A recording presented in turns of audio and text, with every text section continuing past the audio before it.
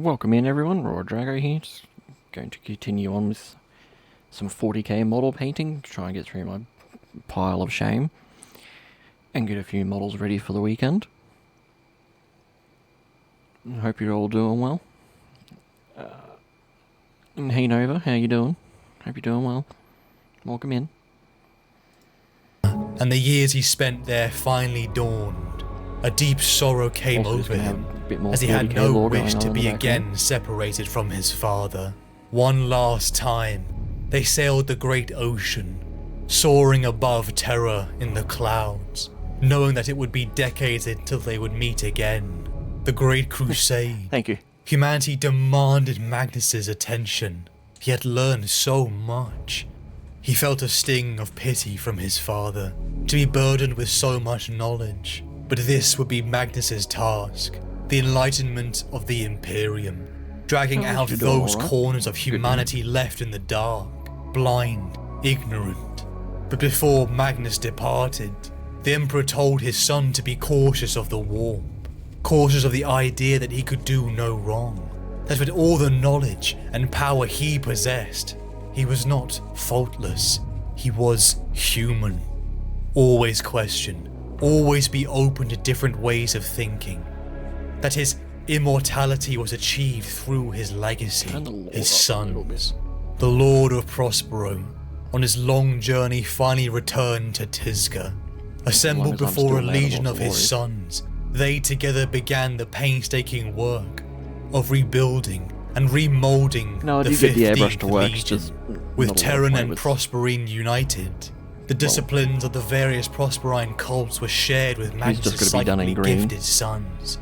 Gone was the old livery, all the rest of them I've done the vibrant crimson donned the 15th Legion's armour, in honour of their Lord and Saviour, a Crimson Legion for a Crimson King, finally rebuilt over decades, with their ranks swelled, warriors educated by Magnus himself. The Thousand Sons left Prospero Thank you for asking. and rejoined the Great Crusade.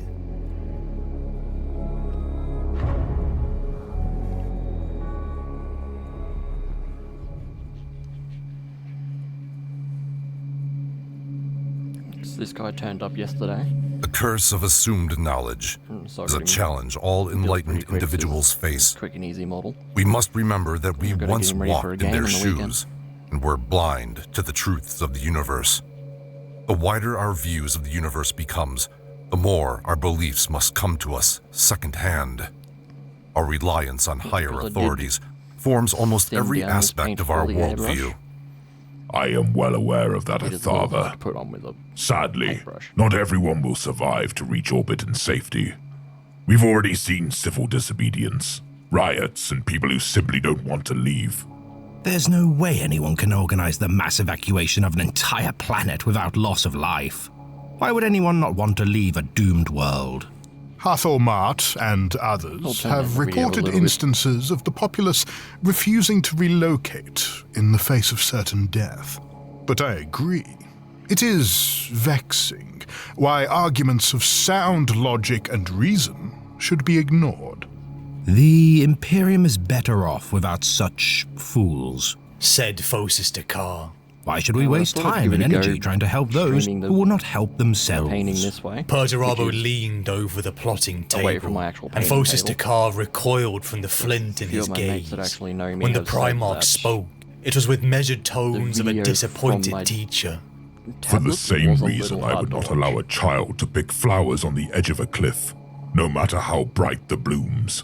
For the same reason I would not let you wander the minefields before this fortress without a 4th Legion map, and the training to interpret it. We must put aside such childish ignorance and do what is right. Now, do you understand why we must help as many of Morningstar's people as we can? Yes, Lord Perturabo. I am in your debt for correcting my erroneous thinking. Phosis Dakar was a seasoned scholar, but rarely did he ever admit to being in need of instruction. Even now, in the face of a Primarch's rebuke, his aura betrayed a measure of insolence. Magnus grinned and said, Phosis Dakar, is at his best when dealing with absolutes. True and false, right and wrong. He excels at unlocking the structures of empirical formulae, but he will never be a moral philosopher or grand debater. Perhaps not, and he's not the first to express such sentiments. But I'll not have it said we left innocents to die when we could have done something to save them. You and I need to work together, brother. I need every one of your warriors tasked to this world's evacuation, not chasing relics and digging in the dust. One squad diverted to the preservation of knowledge will not affect your timetable. The secrets this world might hold are too precious to be so easily squandered. You really believe there is some ancient knowledge buried in Zarukan that will explain why Morningstar survived Old Night unscathed? I am certain of it. If anyone else, I would say such certainty was arrogant. Sighed Perturabo, letting the data on the plotter table disperse like smoke. When have I ever been wrong about such things? Never, admitted Perturabo, stepping towards the sheet-covered workbenches at the perimeter of the mezzanine. But there is a first time for everything, and I need all your warriors on board. But here I want to show you something. The Primarch pulled back a white sheet to reveal the haphazard arrangement of half-finished projects, contraptions of mysterious purpose, and beautiful arrangements of gears and motors. This is my workshop. It is just as I expected, said Magnus, delightedly moving from bench to bench to examine the pieces lying around the edges of the workshop. He lifted a sheet of wax paper, laid beside a partially completed model of a grand amphitheatre. The Thaliacron. You've begun work on it? Not yet. I do find Soon, it a little bit weird when the crusade is done and we have heroic tales aplenty to fill it with song, then I'll build it music, you getting shit on the mountain across from Father's palace. I will be there to see it unveiled, promised Magnus, and his enthusiasm for his brother's work was genuine and contagious. He and Perturabo spoke as brothers, who had shared every memory from birth to this moment, yet they had known each other only a few short years. Magnus had once spoken of how he and Perturabo had spent time together on Terra, recovering the relics of a long-dead polymath, and unearthing arcana from the forgotten places of old Earth. Arthur had thrilled to hear such tales, relishing every opportunity to learn more of his gene sire. The obvious love between these godlike warriors filled the workspace with a swelling feeling of confraternity, a bond of brotherhood that could never be broken. This will be of interest to you, brother, said Perturabo, holding out a complex arrangement of curved metal, winding mechanisms and adjustable lenses. I made a replica of the Antikythera just like you asked. To see so delicate a mechanism in Perturabo's hand seemed incongruous, as most apparatus bearing the stamp of the Iron Warriors that Arvida had seen, save for those within this chamber, had been brutally functional. Does it work? I am not entirely sure. You never fully explained its intended purpose or how exactly it was designed to function. You've built it. What do you think it does? I believe it to be some form of navigational instrument, said Perturabo, lifting the device to look through one of its eyepieces. It has the look of a sextant once used by seafarers, but with infinitely more dimensions to its operation. What manner of ocean would you be navigating to require such a device? The Great Ocean. It allows even those without our gifts to perceive the realm beyond. Perturabo nodded and set down the Antikythera. I suspected as much, he said with a sigh, turning to lift something heavy from another part of his workbench. You remember what our father told us in the Hall of Leng, when he spoke of the warp and the danger of looking too deeply into its heart? I do. But this has nothing to do with that. It has everything to do with that, as well you know. But we will speak of this later. Perturabo's arm swung around, and he smashed the delicate mechanisms of the Antikythera with a heavy hammer. The metal of the device buckled and split, the precision ground Otherwise, it could lenses be a bit shattering short into and I don't know 1,000 what to do. fragments. Brother, no! Cried Magnus, as the pieces fell to the floor. Why? Perturabo replaced the hammer on his workbench and said, Because I will play no part in aiding you in delving into things you have been told to leave well alone. Our father knows more than us. He has seen further than us. If he tells us there are regions of the warp into which even he does not dare look, then we are beholden to accept that. Magnus stared at the ruined Magnus, device listen in to you, disbelief. Such a piece was the work of a master, listen to a him, treasure yeah, that he's ought to have really been held up as the epitome of the craftsman's art. Arthur saw Magnus's aura darken, like blood in water. Knowing what you suspected, you could have destroyed the antique theatre at any time after its completion. Said Magnus, with cold and controlled anger. But you waited until I was here to see you do it. Why? Because you needed to see Why it not? destroyed That's to why. truly understand. Magnus let out a breath. You have a cruel streak in you, brother. Perhaps. But sometimes cruelty is the only way to make a point so clearly that nobody can ever mistake its intent. The Great Crusade. Millions of Astartes, billions of mortal men and women, accompanied by contingents from the Mechanicum of Mars, had bled out across the galaxy for over a century. What began on Terra was now an empire that encompassed billions upon billions of humans across the stars. Painstakingly rebuilt under the tutelage of Magnus, the Thousand Sons Legion enacted imperial compliance across the galaxy, horrifying Xenos, and non-compliant colonies of mankind fell under their iron really gotta try and fist. get some more back Men as that and goal. women were turned to see enormous men, armored in vibrant crimson, wielding incredible power. Athenians, Corvate, Pavoni, Pyre, and Raptora. Enemy battle plans were read from their minds, or divined before they had even made them. Marines wielded fire and lightning in their hands. Whole contingents were telekinetically maneuvered across the battlefield, led by the Crimson Primarch, who seemed to remake matter with a thought. It was an army of thousands, worth the strength of millions, a statement to the Prosperine cults and teachings of Magnus. But war was not the only thing wielded in the hands of the Thousand Sons Legion. Wherever they strode, no matter who they brought into imperial compliance, with peace or war, it was knowledge, the 15th sword. Hidden tomes, lost libraries, human and Xenos alike, all knowledge that could be claimed from across the universe was collected, saved by Magnus and his sons. The only good is knowledge, and the only evil is ignorance. And how could Magnus destroy knowledge? Knowledge had delivered him from ignorance into enlightenment. The curse of assumed knowledge, the challenge that all enlightened individuals Hopefully must Mike face. doesn't pick that up We too must much. remember that we once walked in their shoes, and were blind to the truths of the universe. Knowledge had saved him, and his people from the Psychonuan. It had saved his legion.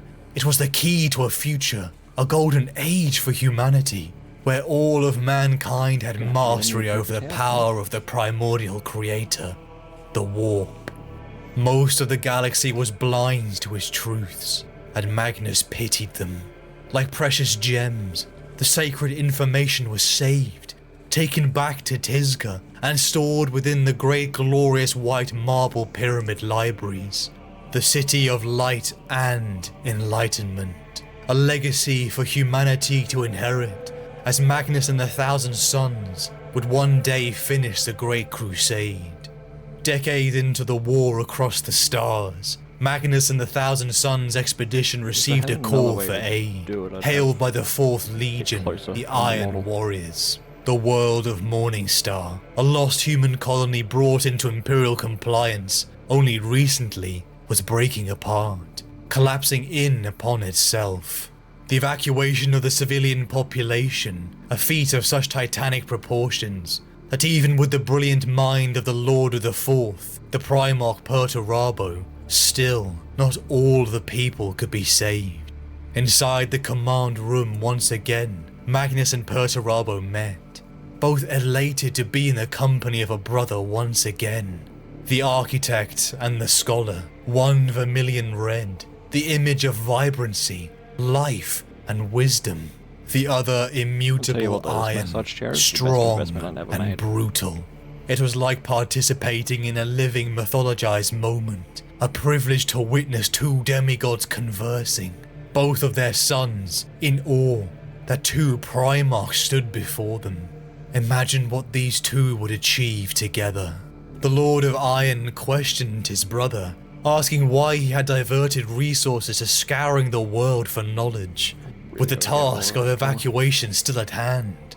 Magnus told his brother that he had read the records of this world, and locked within this planet was a truth as to why Morningstar had survived Old Night unscathed, that scarring age of horror that all of mankind knew. Think of the good that could be achieved with that information. Besides, Magnus told his brother, when had he ever been wrong about such things? A sentiment the Lord of Prospero utterly believed, even if he did acknowledge the hubris and pride of it. But something more had brought Magnus to his brother, the Antikythera, a replica of a tool, designed to navigate the great ocean, the warp. Elation filled Magnus, himself brimming with excitement and potential for what he could do, what he could achieve with it. But his joy was snatched away as the Lord of Iron smashed it into pieces. Shock gripped Magnus, and then the briefest spark of hate. Why? How dare he destroy it? How could he deny his opportunity to gain knowledge? The only good is knowledge, and the only evil is ignorance, and this act felt nothing but evil to him. Our father knows more than us, Perturabo told him. He has seen further than us. If he tells us there are regions of the warp into which even he does not dare look, then we are beholden to accept that. Magnus had been forbidden, warned of delving too far into dark places in the warp. He knew of this, but yet it still felt evil. Ignorance, the sin.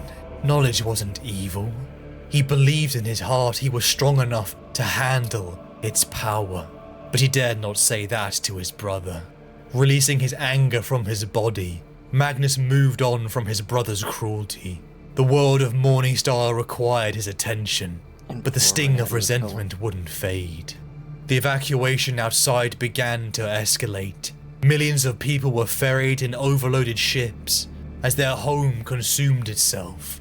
With the very world cracking, the Iron Warriors and Thousand Suns were spread thin, risking their lives to bring their people into the last bastions of safety.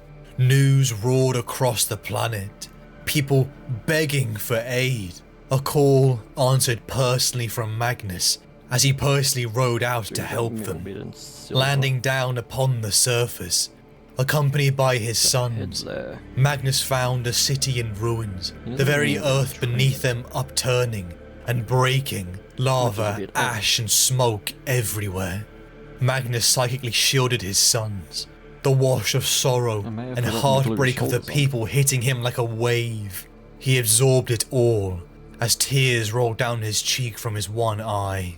Despite his power, knowledge and strength, he was human, and it broke him to see, to feel intimately people suffer like this. Magnus and his sons rushed forward. Save them, he ordered. Psychic power welled up from within as they all spread out, all of them breathing forth the arts of Prospero and rescuing the civilians. Magnus found the planetary governor wounded and on the verge of death. He utilized his abilities to save him, but soon found himself in danger. A shell from a tank burst into the Primarch's chest. Magnus felt true pain for the first time in his life. Not a careful experimental wound or sparring cut, true pain. Wouldn't have really It done shocked much for him. Magnus. It humbled him, sending a psychic pulse to all his sons. "Hail, Shaitan!" screamed raw from the throats of an army of zealots. I'm also guessing he was meant to have traitors. a different A gun. doomsday cult who had burst out around the didn't give him the planet, proper gun. slaughtering the innocent civilians indiscriminately, all in the name of their prophesied great dying. Magnus burned and split them apart, buying time for his accelerated healing to seal his first true wound.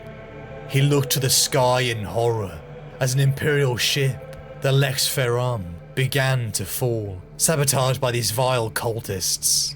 Doomed to crush the last city, ending the lives of millions of people. He would not let this happen.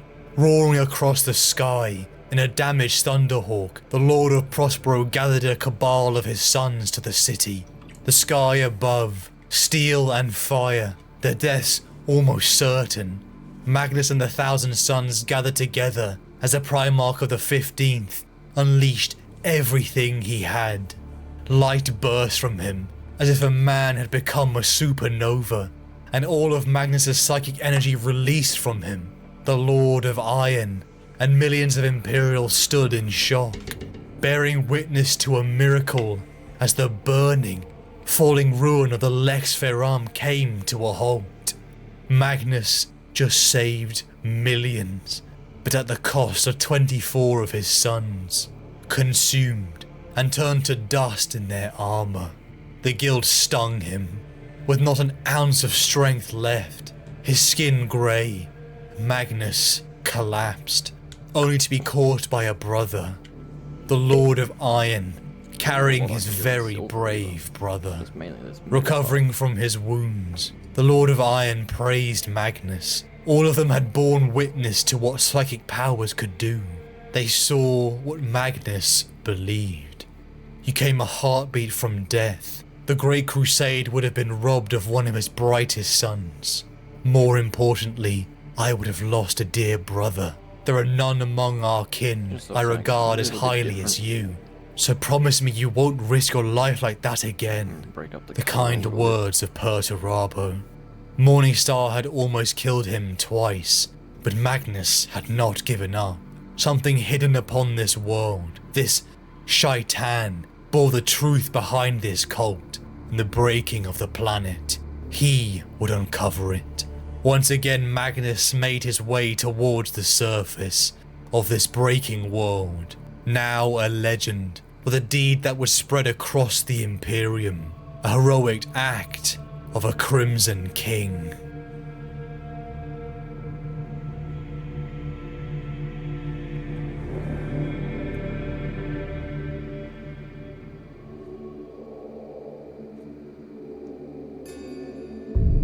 If this is my fate, then I regret nothing.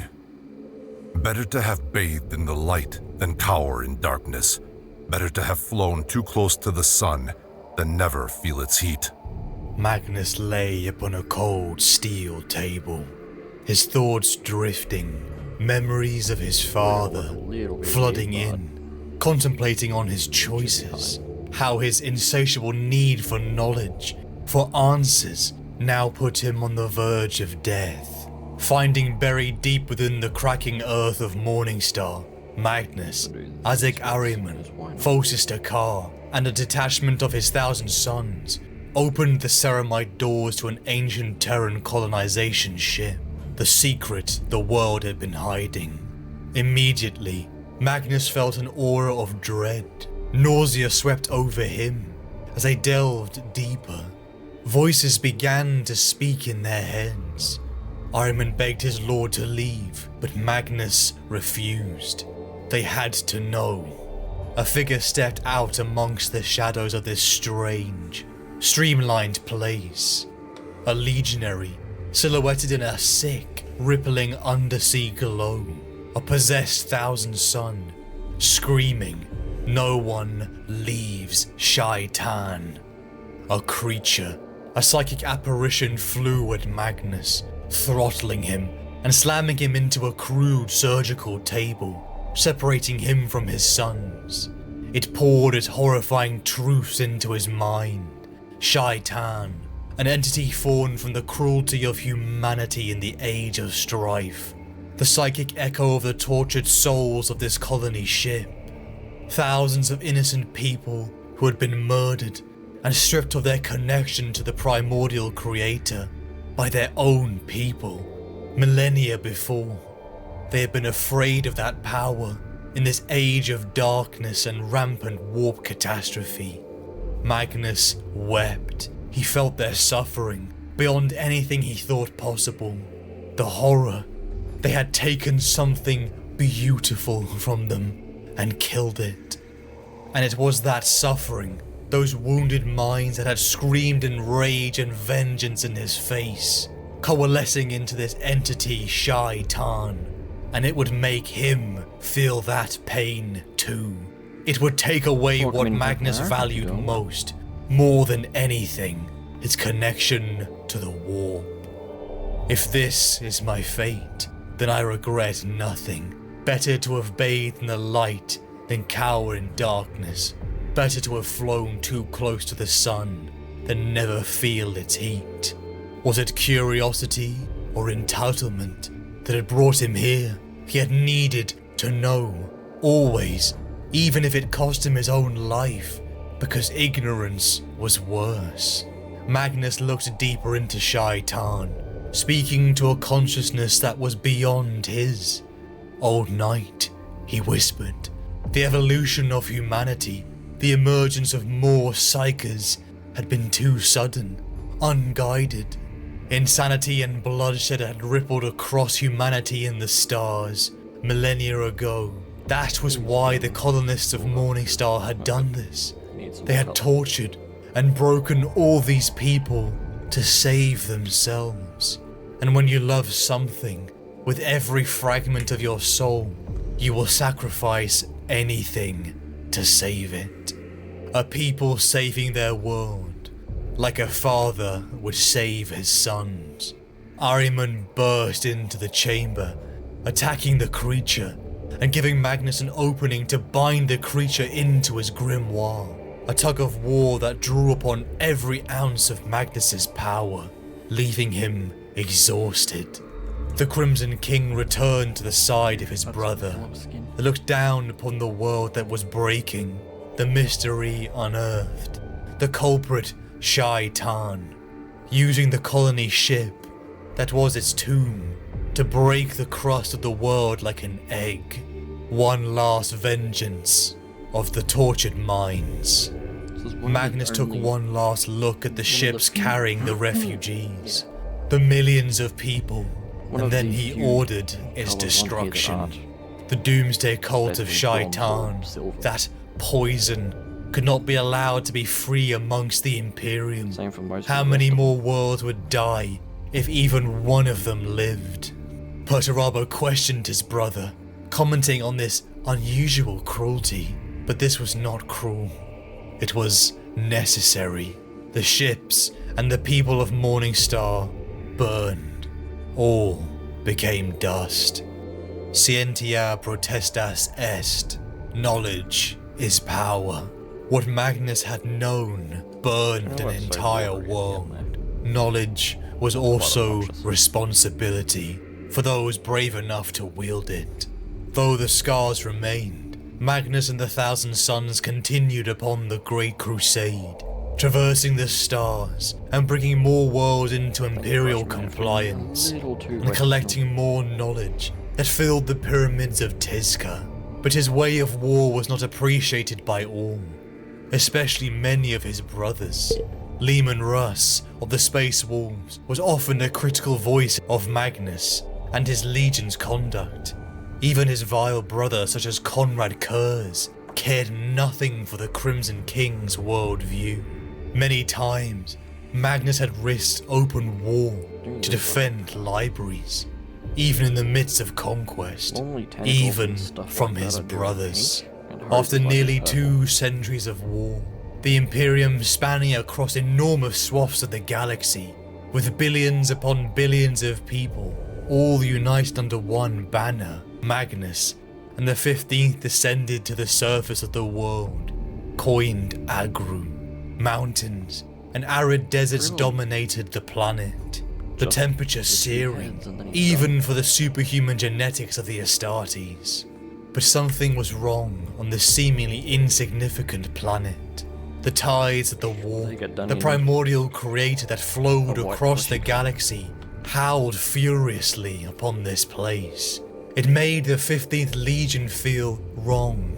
It assaulted them in their mind and body, forcing them into the higher levels of the enumerations, psychic mental paths created by Magnus, each level an escalation in mental solitude and concentration.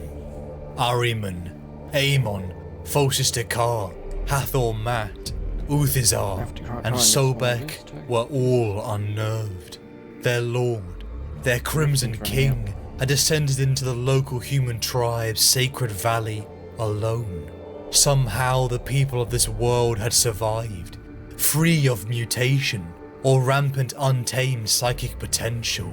Even here, in this place of violent tides, knowledge Magnus had to discover. The secrets here had taken them to the top of Agru's highest peak. But before the journey could begin, Magnus and his sons were interrupted. Descending from the sky, a contingent of space wolves unceremonially strode up to the Crimson King, demanding he answer the call of Leman Russ that had so far been ignored. Their arrogance and the sheer audacity to speak to their lord in such a way rippled anger across the Thousand Suns, but the wolves were quickly cowed with a simple burst of Magnus's power, earning a sign of submission. A compromise was reached, and the Thousand Suns and Space Wolves ascended the mountain together. Then Russ's call would be answered. The journey was long, scorching hot, for all except the wolves of Fenris. Still draped in furs and cloaks, they seemed almost unaffected by the heat, to the astonishment of the Thousand Suns. Magnus encouraged his sons, such as Ahriman, to converse and bond with their fellow Astartes, such as Othir Weirdmake of the Space Wolves. The animosity of the two legions, legendary across the Great Crusade, but Magnus believed that it was hate born from ignorance. Even they could be shown enlightenment. Magnus and his sons approached the precipice of the mountain, but they found themselves ambushed. The ground quaked. The air vibrated, everything was on edge, as the adrenaline of battle coursed through Magnus and all the Astartes. Ancient Xenos constructs, once thought dormant, burst from the mountain, and the battle begun. Everything the Thousand Suns launched at the constructs was repelled. Their frustration grew, all of them unable to unleash their full psychic potential due to the unsteady warp tides and the judgmental eyes of the Space Wolves. Hundreds of Astartes fell in atomizing blasts, until Magnus, alone, with his feather cloak spread like eagle wings, began to swell with power. His limbs ran electric with light. Blue fire ushered forth from the glowing godlike Primarch, felling one of the Xenos constructs. No one attacked his sons, but the exertion of power cost Magnus dearly. He sank to the floor, his scarlet skin now pale, but it was not over. The wounded thing was not done, and launched a beam directly at the vulnerable Primarch. The Thousand Suns screamed. Ahriman and Uthizar crumbled to their knees. A legion overcome with soul-wrenching grief collected themselves and charged without restraint. With their throats raw from screaming vitriol and hate, they mopped up the rest of this Xenos filth. They turned to see amongst fire and smoke Phocis Dakar on the edge of death. In front of him, a kind shield, and kneeling down behind him was their lord. Magnus lived. Better to have flown too close to the sun than never feel its heat. Again, Magnus had put himself in harm's way, all for the mystery atop Agru's mountain peak. The 15th felt a relief like nothing they had ever felt before, but yet again the wounded Magnus wanted to continue. At the summit, Magnus, the Thousand Suns survivors, and the wolves peered down into the crater. An aura of dread, so strong even Magnus wavered in its presence, oozed from a dark core. It was pure hate. A monster, sealed in a time and a war almost lost to the universe. The Thousand Suns approached, but dark tendrils rushed forth and swallowed their crimson king. In a dreamscape nightmare, a kaleidoscope of colour and emotion, a disgusting serpent beast crawled forth, speaking to Magnus, taunting him. It was nothing to Magnus. He had flown the great ocean, even before his tutelage by his father. He saw through its lies. He saw the arcanic gate that it guarded, and it bled from. More jabs came. It spoke of Magnus's pride, how it already sipped from a poisoned chalice. It knew his secrets, but Magnus spat back that he had bested powers greater than it before. He had delved into the depths of the warp. He was its master. Arrogance. The last word on the serpent's lips, as Magnus throttled the life from it. The darkness scattered, as the shining, blazing Magnus descended amongst his sons, who looked on in awe. Victory and knowledge of the gate was his, but the judging eyes of the wolves stared at the Crimson Lord. They, and many others in the Imperium, had also looked upon him in scorn, and after 2 centuries of war, after seeing the consequences of Magnus's choices, a question had formed in the Imperium, a question about the future of psychic powers. Let's do basically a bit of a dry brush on his helmet here. There is an ancient legend of old Earth that speaks of 3 men of Aegina who lived in a cave deep in the mountains, said Magnus, with the warmth of a natural storyteller. Though he had heard of this story before, Ahriman found himself captivated by Magnus's voice, the natural charisma that loaded every commanding word. These men lived shut off from the light of the world, and they would have lived in permanent darkness but for a small fire that burned in a circle of stones at the heart of the cave. They ate lichen that grew on the walls and drank cold water from an underground stream. They lived, but what they had was not living. Day after day, they sat around the fire, staring into the flickering embers and dancing flames, I've done it many a time, believing that its light was all the light in the world. The shadows made shapes and patterns on the walls, and this delighted them greatly. In their own way, they were happy, moving from day to day without ever wondering what lay beyond their flickering circle of light. Magnus paused in his recital, allowing the audience to imagine the scene and picture the dancing shadows on the cave's walls. But one day, a mighty storm blew over the mountains. But so deep were the men that only the merest breath of it reached their cave. The fire danced in the wind, and the men laughed to see new patterns on the wall. The wind died, and they went back to contemplating the fire, much as they had always done. But one of the men got up and walked away from the fire, which surprised the other men greatly, and they bade him return to sit with them. This lone man shook his head, for he alone had a thirst to learn more of the wind. He followed it as it retreated from the cave, climbing steep cliffs, crossing chasms, and negotiating many perils, before he finally saw a faint haze of light ahead of him. He climbed out of the cave, emerging onto the side of the mountain and looked up at the blazing sun. Its light blinded him, and he fell to his knees, overcome by its beauty and warmth. He feared he had burnt out his eyes, but in a little while his vision returned, and he hesitantly looked around him.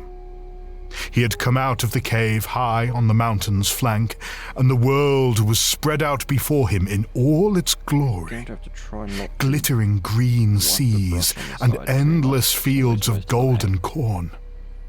He wept to see such things, distraught that he had wasted so many years in darkness, oblivious to the glory of the world around him, a world that had been there all along, but which his limited vision had denied him.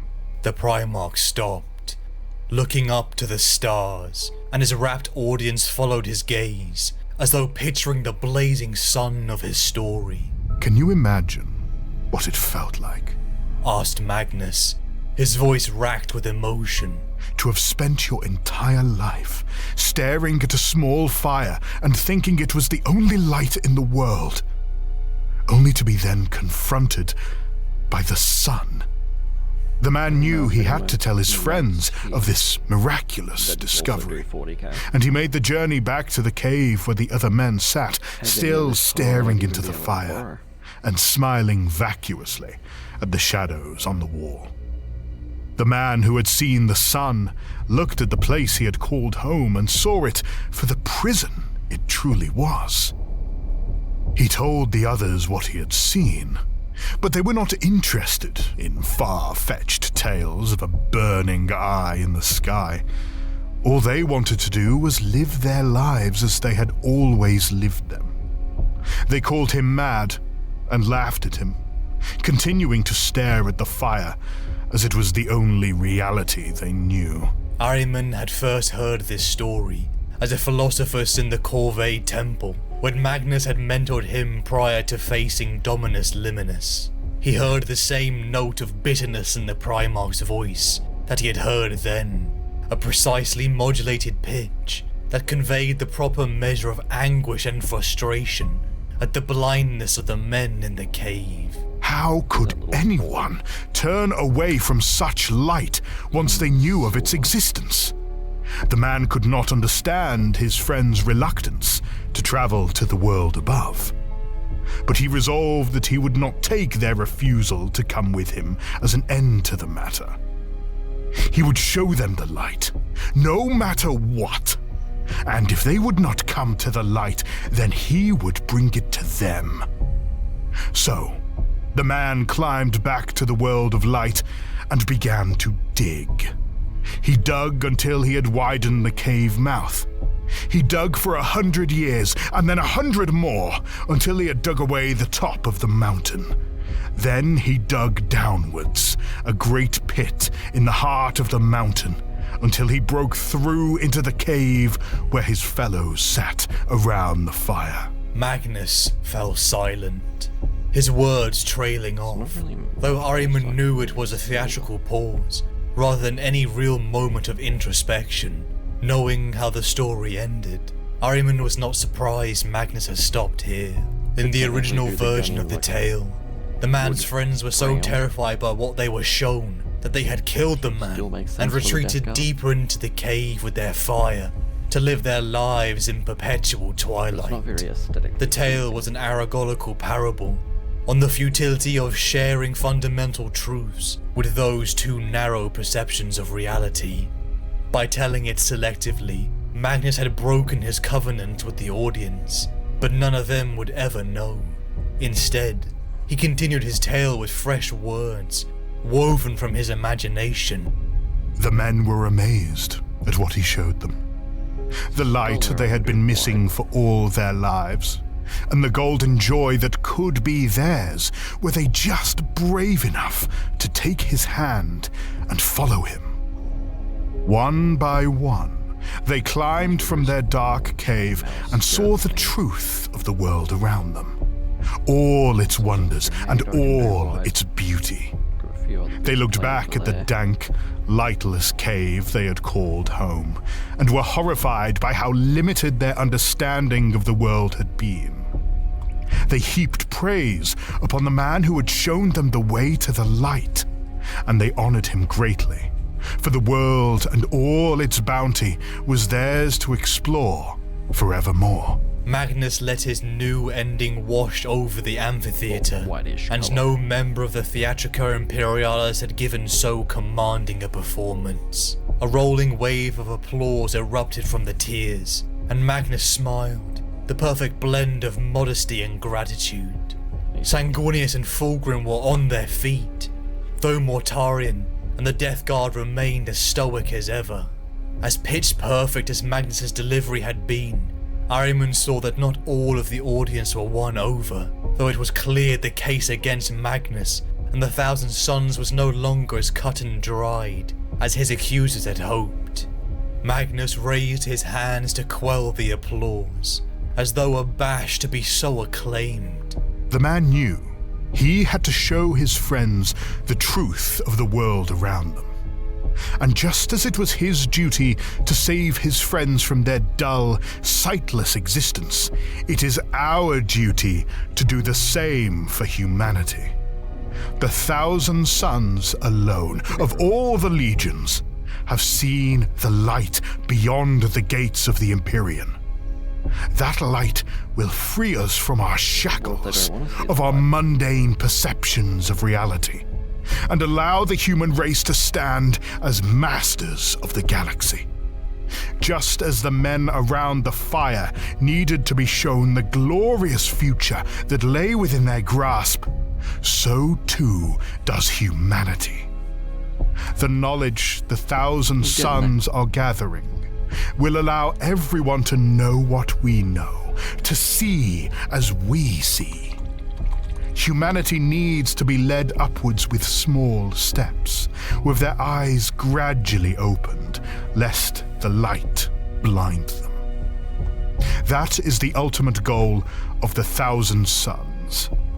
Our future as a race is at stake. My friends, I urge you not to throw away this chance for enlightenment, for we are at a tipping point in the history of the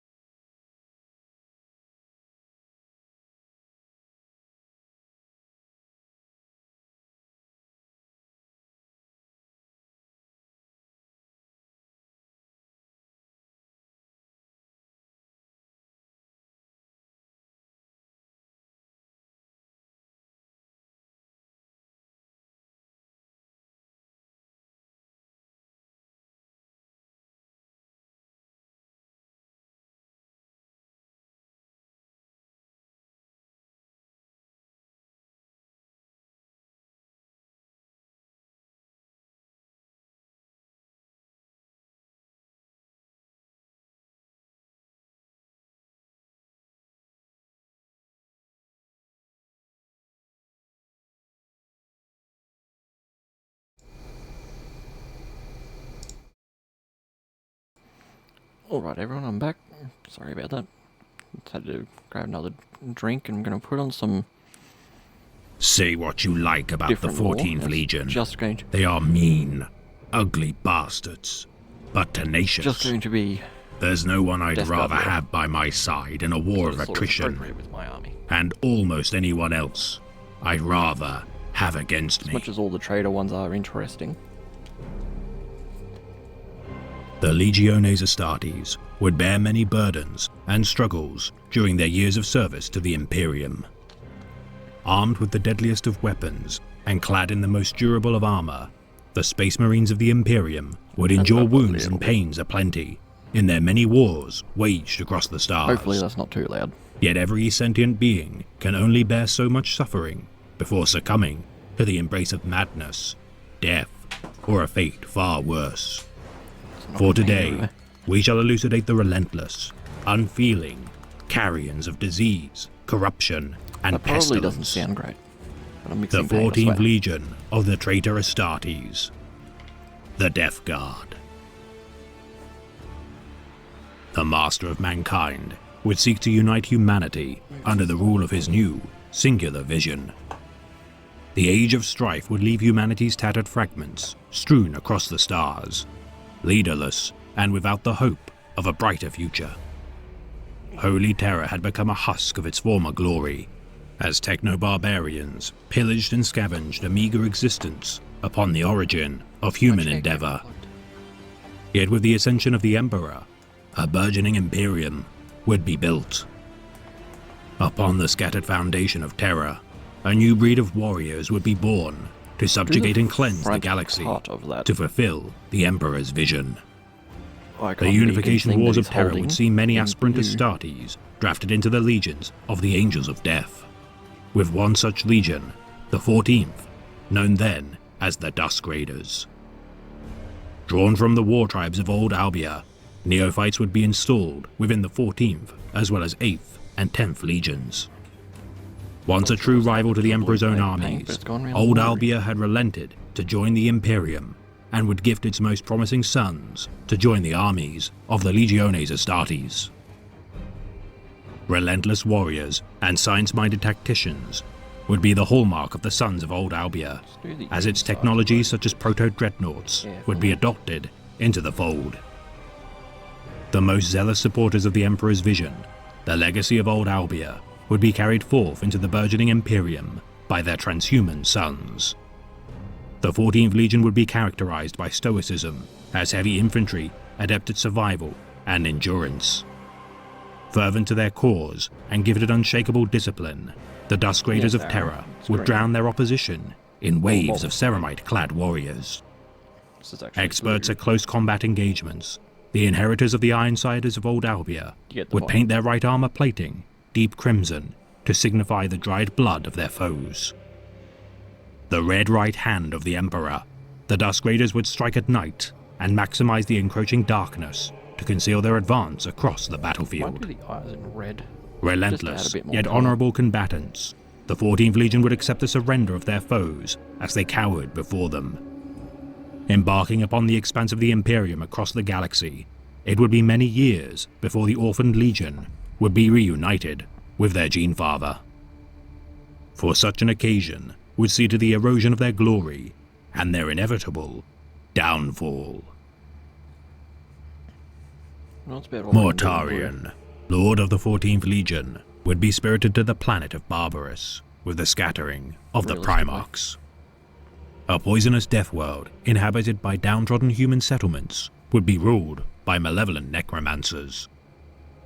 The Xenos overlords would enslave and slaughter the humans, as the toilers of the nutrient-starved soil attempted to eke out a humble existence. Upon the battle-scarred wastes of two rival necromancer overlords, the child of the Emperor would be discovered. Observing the child's resistance to the noxious atmosphere as it lay among the corpses of the fallen, the tyrant of Barbarous, Nekar, would adopt the wailing child. Isolating the young Primarch within a tower of his fortress, he would name him Mortarion, the Child of Death. Smothered in the poison smog of the Overlord's fortress, Mortarion would be tested to his limit to endure the air's toxins and be mentored by Nakar. As Nakar sought to train the boy to inherit the mantle of rulership of Barbarous, Mortarion would with time escape his confinement and meet with the human populace of his foster world. Felling a rival necromancer overlord during its harrying of a small human settlement, Mortarion would recognize his duty to preserve his human charges and begin his great task of destroying the necromancers of Barbarous. Forming his so-called Death Guard, Mortarion and his men would fell each and every tyrannical Xenos of his world, ridding them of their undead armies and strongholds across the plains of the planet. Yet one final overlord would remain: Nakar. Despite Mortarion's advancements made in creating suits to endure the poison fog of the planet, none would be capable of enduring the harsh atmosphere of Nakar's fortress. However, as their quest to emancipate Barbarous from oppression would stall, a stranger would appear within the Death Guard settlement. Offering aid, the hooded stranger would offer Mortarion a choice. End the tyranny of Nakar, and the stranger shall leave Barbarous and allow Mortarion to rule in his stead, or accept the aid of the stranger, and with the death of his foster father's rule, Mortarion shall pledge loyalty to the stranger. Accepting the bargain, Mortarion would venture alone to end his foster father's reign. Bitter at the insinuation that he would require aid in ending the oppression of his people, Mortarion would scale Nakar's fortress, yet succumb to the noxious fumes, collapsing from entering the stronghold's gates. Nakar would leave the safety of his bastion and gloat at the failure of his protege. Seemingly fated to die, Mortarion would watch helplessly as Nakar's killing blow would be interrupted with the flash of a flaming sword. The Master of Mankind would in one motion end the life of Nakar and reveal his true form to his gene son. Mortarion would pledge to serve the Emperor, with his failure to liberate Barbarous alone. Installed as the leader of the 14th Legion, the age of the Dusk Raiders would be sundered with the return of their liege. Replacing the iconography of their Terran origins, the Death Guard Legion would seek to imitate their imposing Gene Father's cultural heritage, as new aspirants would be drawn solely from the planet of Barbarous. With the inclusion of the Sons of Barbarous, tensions would begin to grow within the Legion. Former senior officers of Terror would be sidelined and demoted to be replaced with Barbaran Astartes. Mortarion's Barbaran confidant, Kalas Typhon, would ascend to the form of an Astartes and be installed as the first captain of the Legion, and with time, the legacy of the Dusk Raiders would be dismantled. As the Great Crusade waged, the Terran Astartes of the Legion would diminish, with the ranks of the Death Guard's 7 great companies now commanded almost entirely of Barbaran Space Marines. Space Marines. Battle Captain of the 7th Great Company, Nathaniel Garrow, would remain as the last symbol of the Legion's former glories and be detested by his upstart brethren. Don't know what faction. Yet despite such infighting, the 14th Legion would bring countless worlds into compliance with the continuation of the Great Crusade. Moving from one world to the next, the Death Guard would not rebuild nor reinforce their conquered worlds, for they were harvesters of misery and destruction alone, and their days of toiling the earth were over. Motivated to destroy the oppressors of humanity, the Fourth would carve a sway through the Imperium's enemies and leave their corpses to nourish the earth of their newly liberated planets. Disbanding their Librarius and eschewing their former iconography and battle honors, the Death Guard would be remolded in every minute detail by the Pale King. Yet the resentment of the Death Lord would continue to grow despite his Legion's victories and the Emperor's disbanding of the Librarius during the Council of Nicaea. Mortarion would never forget the denial of his vengeance against Nakar, and from the seed of bitterness, treachery would tend to its bloom. Until I put the wash on him, anyway. Horus Lupercal, Primarch of the 16th Legion and War Master of the Imperium, would rebel against the Emperor. Witnessing visions of a dark future, conjured by the machinations of the ruinous powers, the War Master of the Imperium would rally his brethren and their legions to bring the Emperor to heel. Horus had shown kindness to Mortarion since his reunion with the Imperium, and through many campaigns fought side by side as resolute comrades. This brotherhood would be tested with the War Master's decision to betray the Imperium, yet it would not prove difficult to form an alliance with the Pale King. Among the first to rally at his brother's banner, Mortarion would see an opportunity to achieve vengeance against his father and join the Traitor Rebellion. Upon the world of Istvan Free, the Emperor's children, World Eaters, sons of Horus and Death Guard, would bring compliance to the rebellious populace, deploying their most loyal sons, whom would give their lives for the Emperor. The traitor Primarchs would order their disposable sons to be bombarded with ordnance and virus bombs. The loyalist Death Guard and their peers would succumb to the flesh-eating toxin as it ravaged the landscape of Istvan Free. Survivors of the bombardments would resist their inevitable demise and fight valiantly to end the lives of as many of their treacherous kin as possible. Battle Captain Nathaniel Garrow would escape to warn the Emperor of the impending betrayal as the Death Guard and their allies prepared for the impending counterattack. Forewarned of the treachery of Horus Lupercal, the Emperor would dispatch 3 of his most trusted sons to bring retribution to the Istvan system. Ferrus Manus, Primarch of the 10th, would lead the charge alongside his brothers Vulcan and Corvus Corax. The Iron Hands, Salamanders, and Raven Guard legions would embark upon Istvan to destroy the upstart rebellion before it could reorganize. Followed swiftly by reinforcements from the Iron Warriors, Night Lords, Word Bearers, and Alpha Legion, a loyalist victory would be assured. Yet with the initial stages of the Battle of Istvan V, such an overwhelming assault would prove catastrophic. As the 10th, 18th, and 19th Legions battled the prepared yet battle-scarred forces of the War Master's legions, the arrival of the second wave would turn on their allies. Surrounded by the might of 8 legions, the Loyalists would be massacred.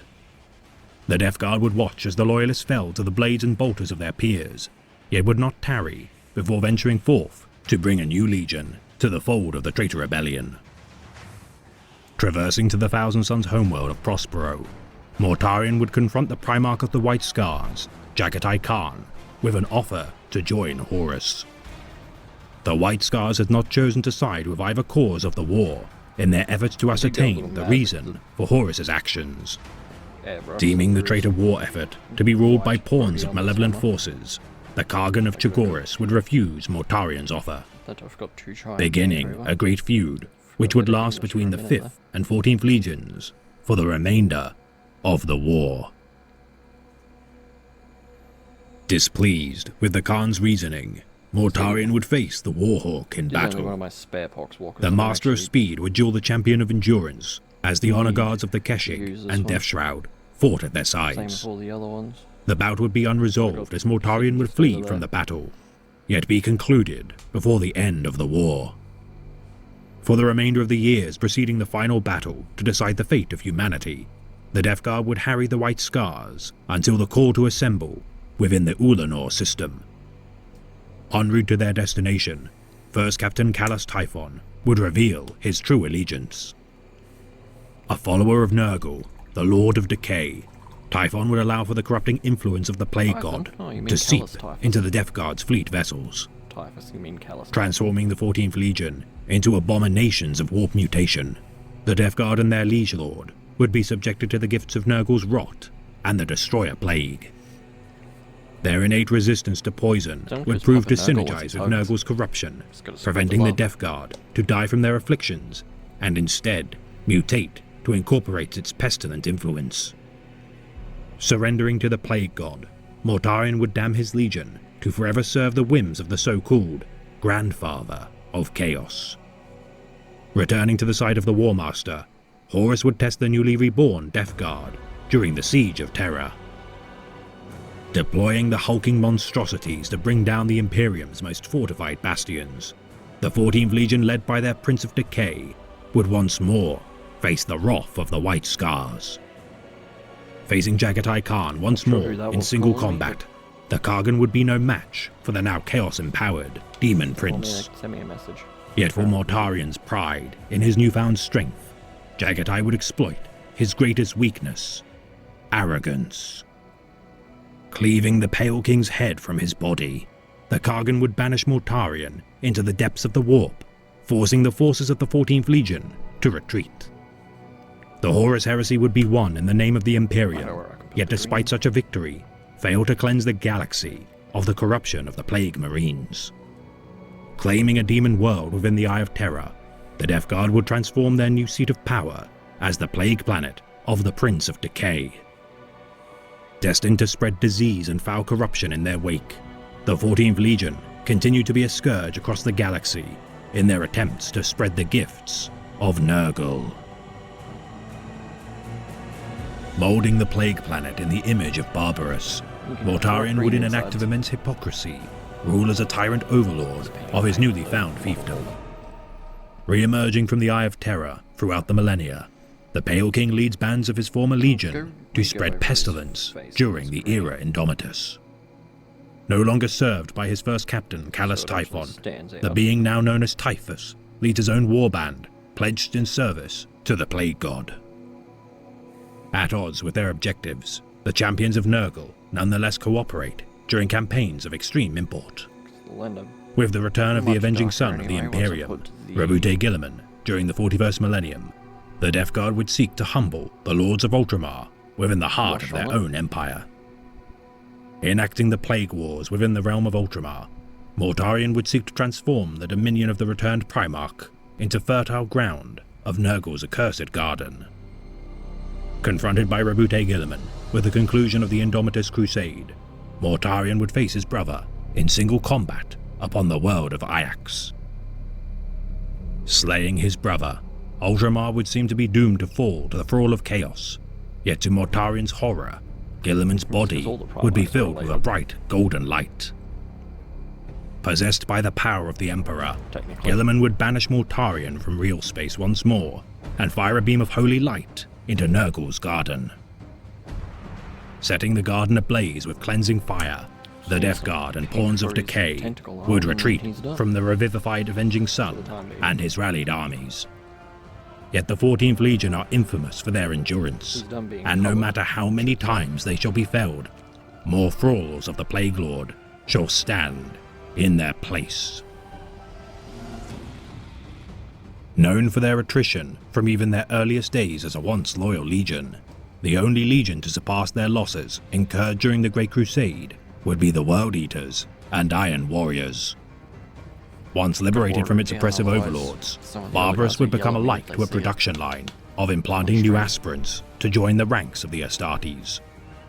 Neophytes would overwhelmingly perish during the surgeries and procedures to grow to the stature of a space marine, yet be deemed negligible by Mortarion.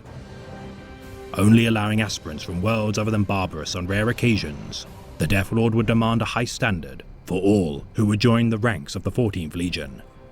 Yet with the Legion's fall to chaos, the Death Guard would for a time splinter into warbands devised into derivations of 7. With the resurgence of Mortarion during the Plague Wars, the 14th would reform to a structure reminiscent of their former glory. Their numbers now far in excess of any Loyalist Space Marine chapter, with thousands upon thousands of Plague Marines comprising their ranks. Prior to their fall to chaos, the 14th would be a strictly structured and regimented legion.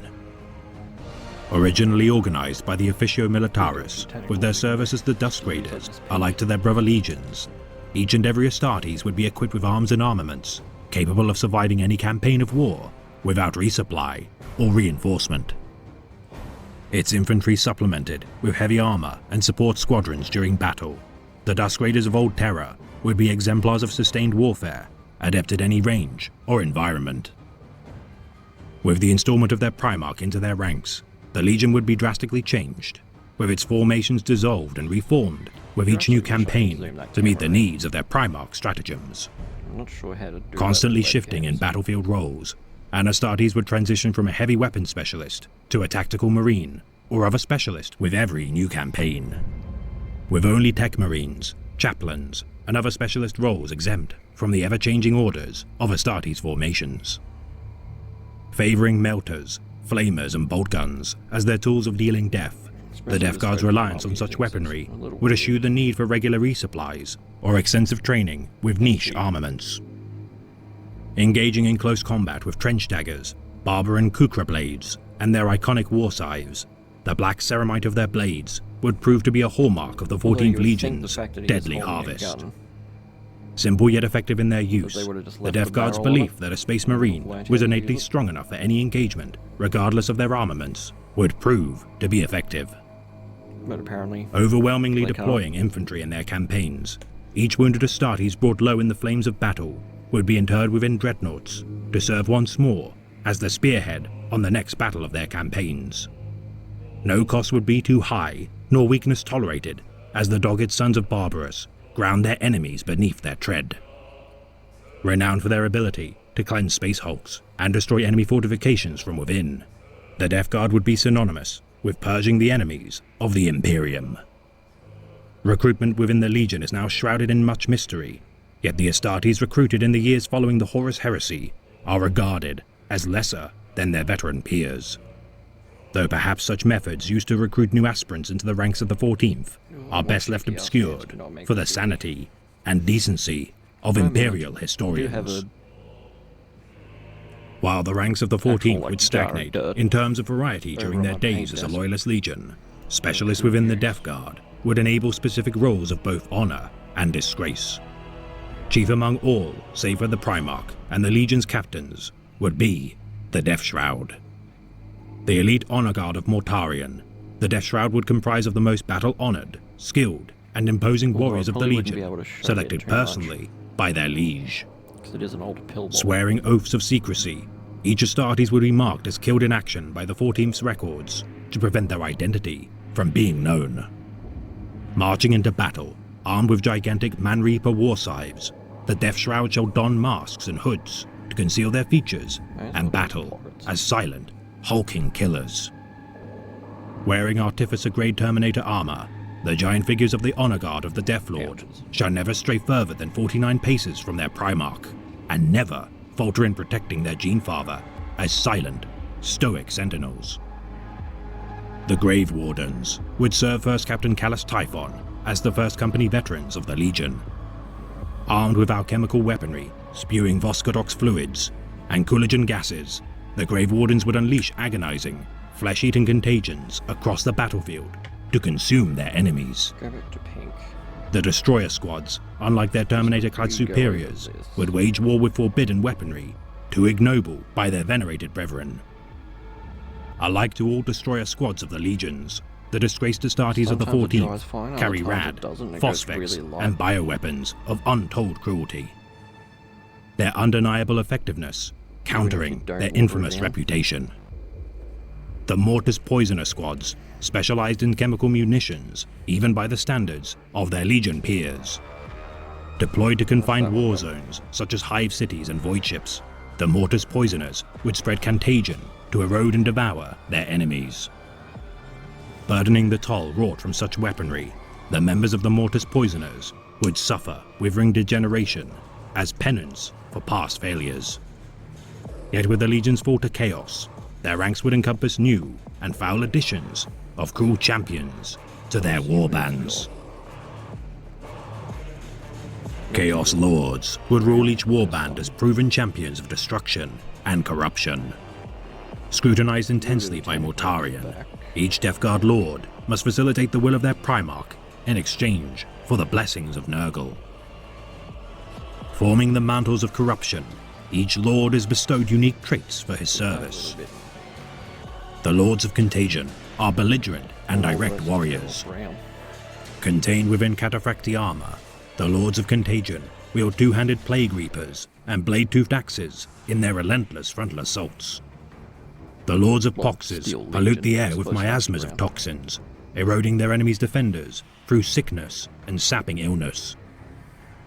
The Lords of Virulence bombard their foes with heavy firepower, weakening fortifications with merciless hammering blows of artillery.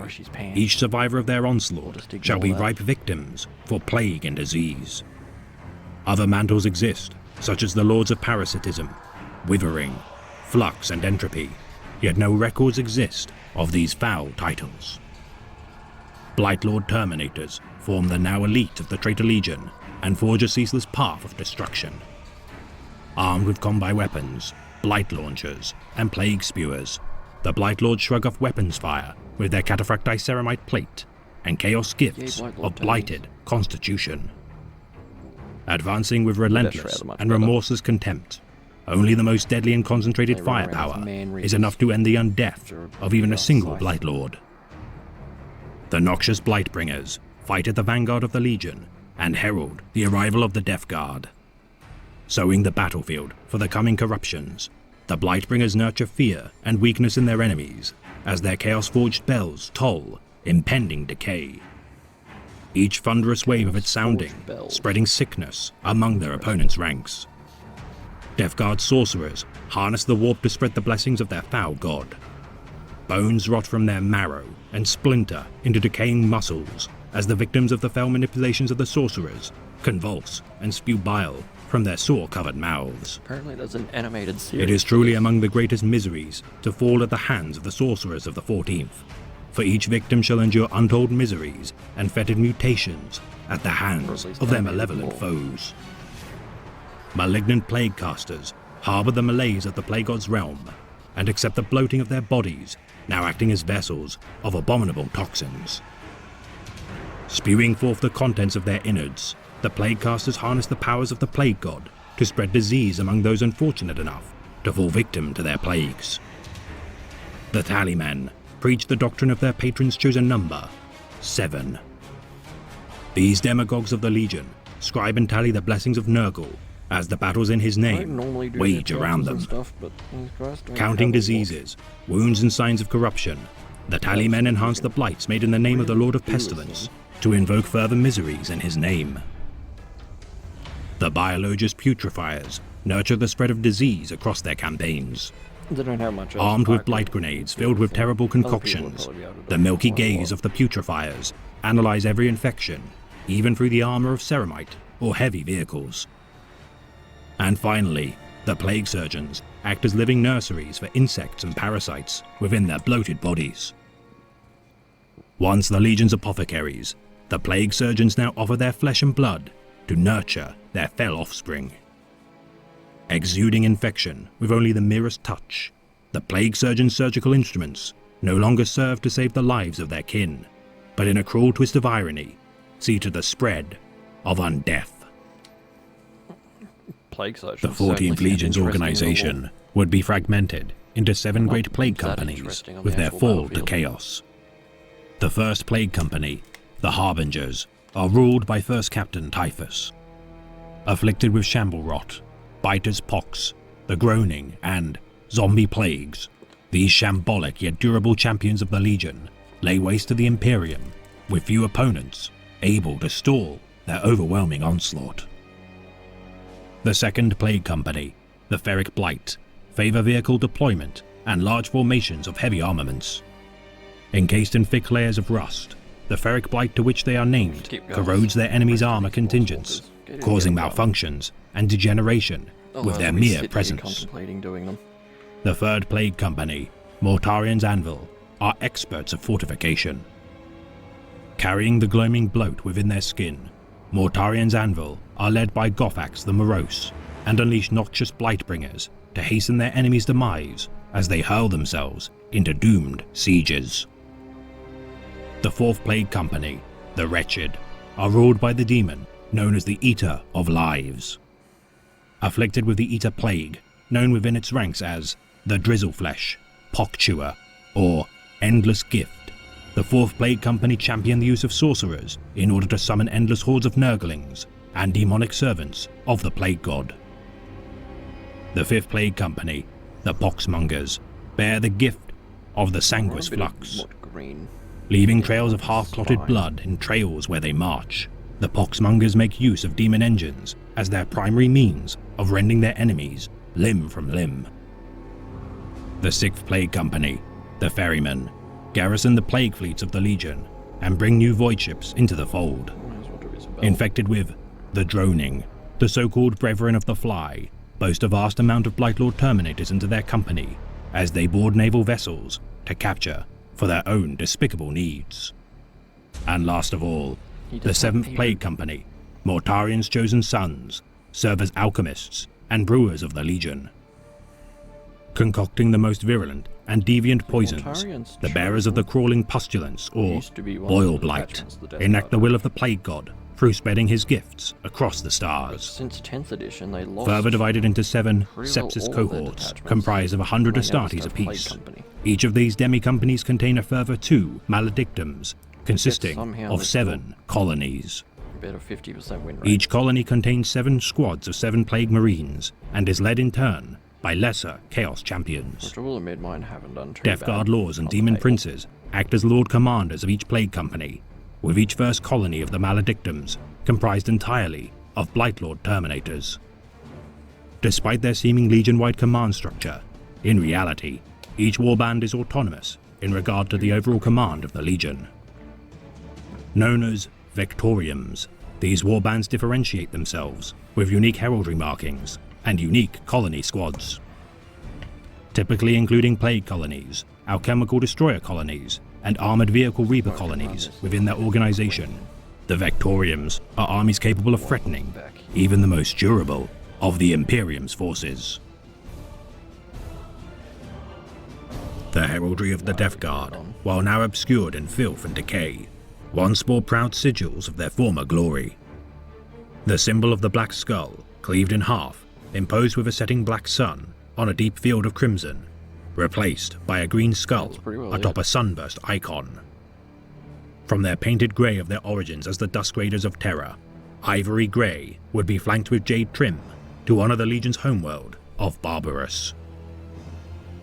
Vertical helmet stripes would denote seniority among the Legion, with even damage incurred to the Astartes Ceramite remaining upon their armour as honour marks of their deeds. Yet with their fall to chaos, the Death Guard would turn a sickly green head. to reflect their disgusting nature. Typically wearing Mark III iron pattern power armour, its former purity of design now bears spikes, tentacles and horns sprouted from the bodies of their corpulent hosts. Open wounds spill organs from cracks in their armour as boils and sores populate their I'm glad I skin. got this paint holder though. Ever closer to their Primarch's vision of a grim reaper of men, the Plague Marines of the 14th follow in their Liege Lord's image as undead servants of hellish benefactors.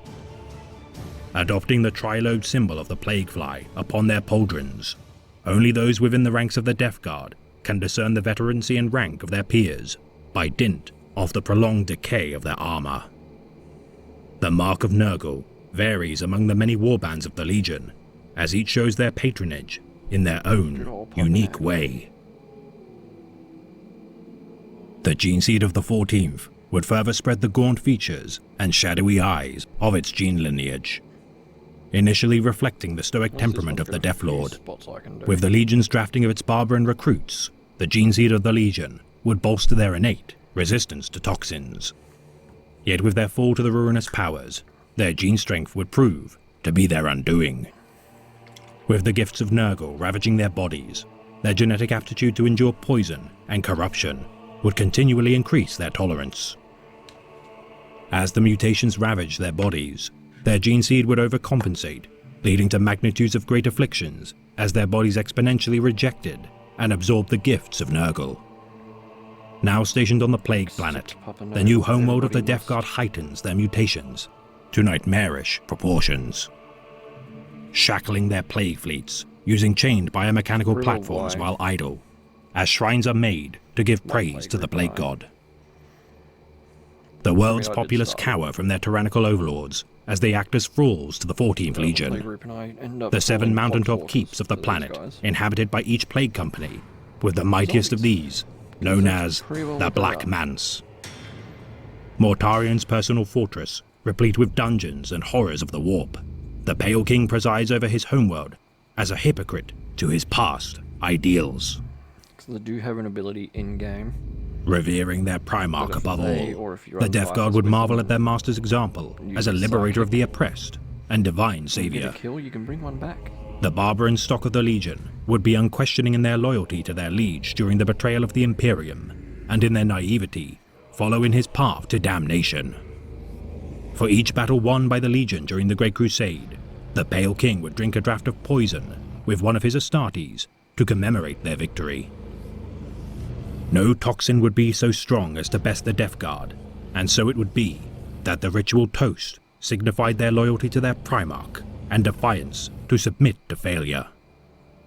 Concoctions would contain strains of sword beetle venom, nerve bane, and other compounds, the ornate cup strengthening the bonds of loyalty between the Death Lord and his men. Driven by a need to free humanity from the oppression of its enemies, the Death Guard would be a resolute and unshakable force. Yet this ideal of emancipation would become fertile ground for the corrupting influence of chaos. Pride and arrogance would begin to fester within the Legion, and with their Primarch's defection, the 14th would be all too willing to follow his lead. Consumed with self-hatred with their submission to the ruinous powers, such contempt for their weakness would give way to a new ideal. The Heralds of Pestilence would free humanity from the rule of the Imperium, with rot, ruin, and decay. Gifting their patrons foul gifts to the victims of their campaigns, the Death Guard's twisted vision of a universe ruled by the Grandfather of Chaos rescinds the remaining ounce of their remnant humanity. Worshipping the number 7 as the favoured number of Nurgle, the Death Guard seek to burgeon each of their plague companies to 70,000 Astartes. Though the 14th Legion shall never reach such a lofty goal, their continual campaigns across the galaxy, such as their resurgence during the Plague Wars of Ultramar, prove their ambitions to be resurgent. And for every war made in the name of the Plague God, humanity shall suffer untold miseries as pestilence, rot, and decay lay low the stalwart defenders of the Imperium. In the embrace of Nurgle, I am no longer afraid. For with his pestilential favor, I have become that which I once feared.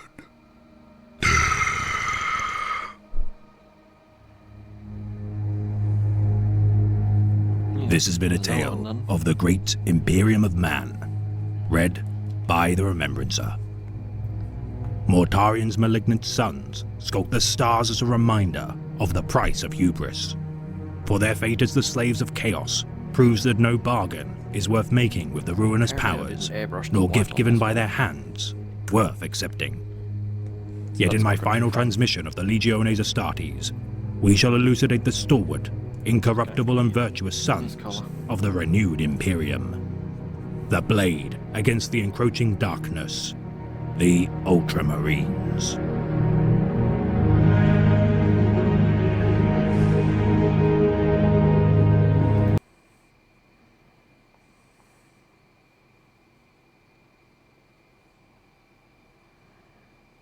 Let's quickly find another video to put on. Death Guard talk.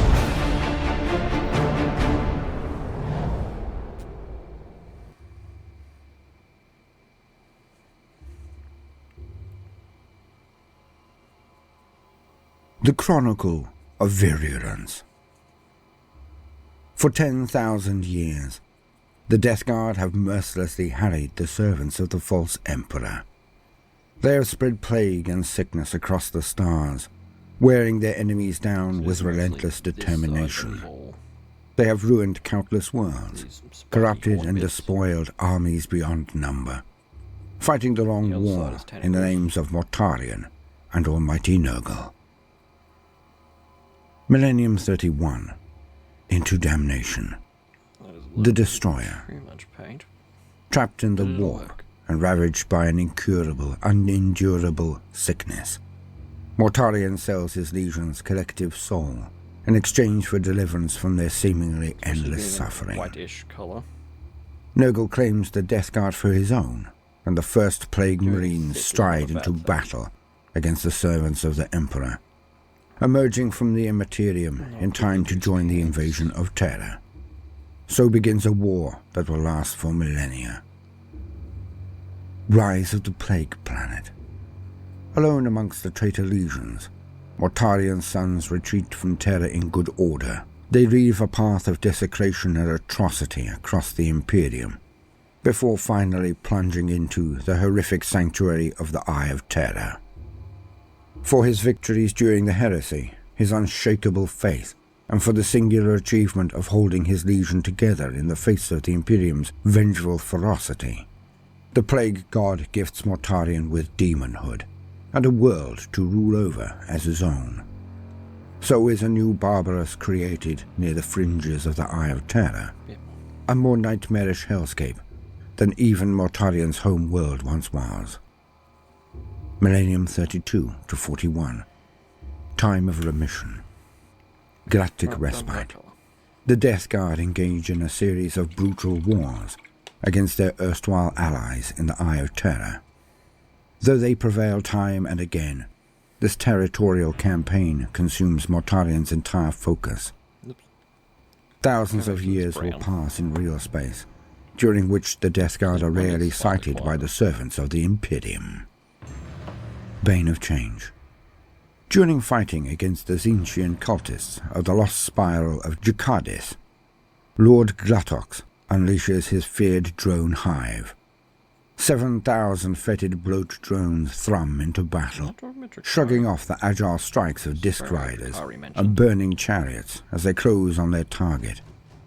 Ploughing through ferocious enemy fire, the drones shield the lumbering Dark Mechanicum plague bombers at their heart, which rain rot diffusion warheads on the Zinchian Twist Shrine and corrode it away to crystalline ruins. The Green Death. The infected Orc warbands invading the ecclesiarchy world of Sanctia evince a terrible new barbarism. They fall upon the planet's defenders and consume them bodily, devouring the living and the dead alike, as if compelled by demonic hunger. Bloating and swelling, the Orcs become obese monstrosities that can move only at a snail's pace. Puzzled by this strange reprieve, the Adeptus Sororitas systematically purge the Orcs with flame and bolter. It is then that Mortarion and the Death Guard of the Seventh Plague make planetfall. The Demon Primarch looms over the bodies of the Orcs as he stalks to the front lines. At his passing, each greenskin bursts apart in a shower of foul fluids, and dozens of Nurglings spill out from their remains to follow their master. Sanctia falls to the Green Death within 20 hours of Mortarion's arrival, and the plague spreads across the ecclesiarchy-held system. The Smog of War. Victoriums of the Second Plague, including the Rusted Claws and the Tainted Lung, engage the iron hands of Clan Kargur and Astra Militarum armoured regiments on Zarya II. As the grinding tank war starts to turn against them, the Death Guard set light to the sprawling chem works of Zarya Secundus. Malignant plague casters channel the resulting flames into banks of corrosive smog that wreath the Death Guard tanks and dissolve the hulls of their Imperial foes. Able to withstand the hideous conditions in a way that their enemies cannot, the Death Guard soon crush Zarya II beneath their armoured tracks. The Black Crusades. Over long centuries, Abaddon the Despoiler spends the blood of countless followers in battles against the Imperium.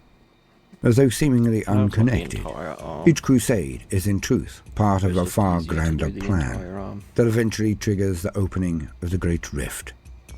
During this period, the new War Master forges numerous pacts with the greatest Chaos powers, amongst them the Death Guard. Mortarion's scorn for Abaddon is obvious, but the Demon Primarch cannot ignore his successes, and so sends warbands of his sons to aid in several of the Despoiler's campaigns. Typhus aids Abaddon more readily, fighting alongside him more than once, and using his attacks upon the Cadian Gate as an opportunity to spread the seeds of the zombie plague far and wide. The Battle of Cornovin.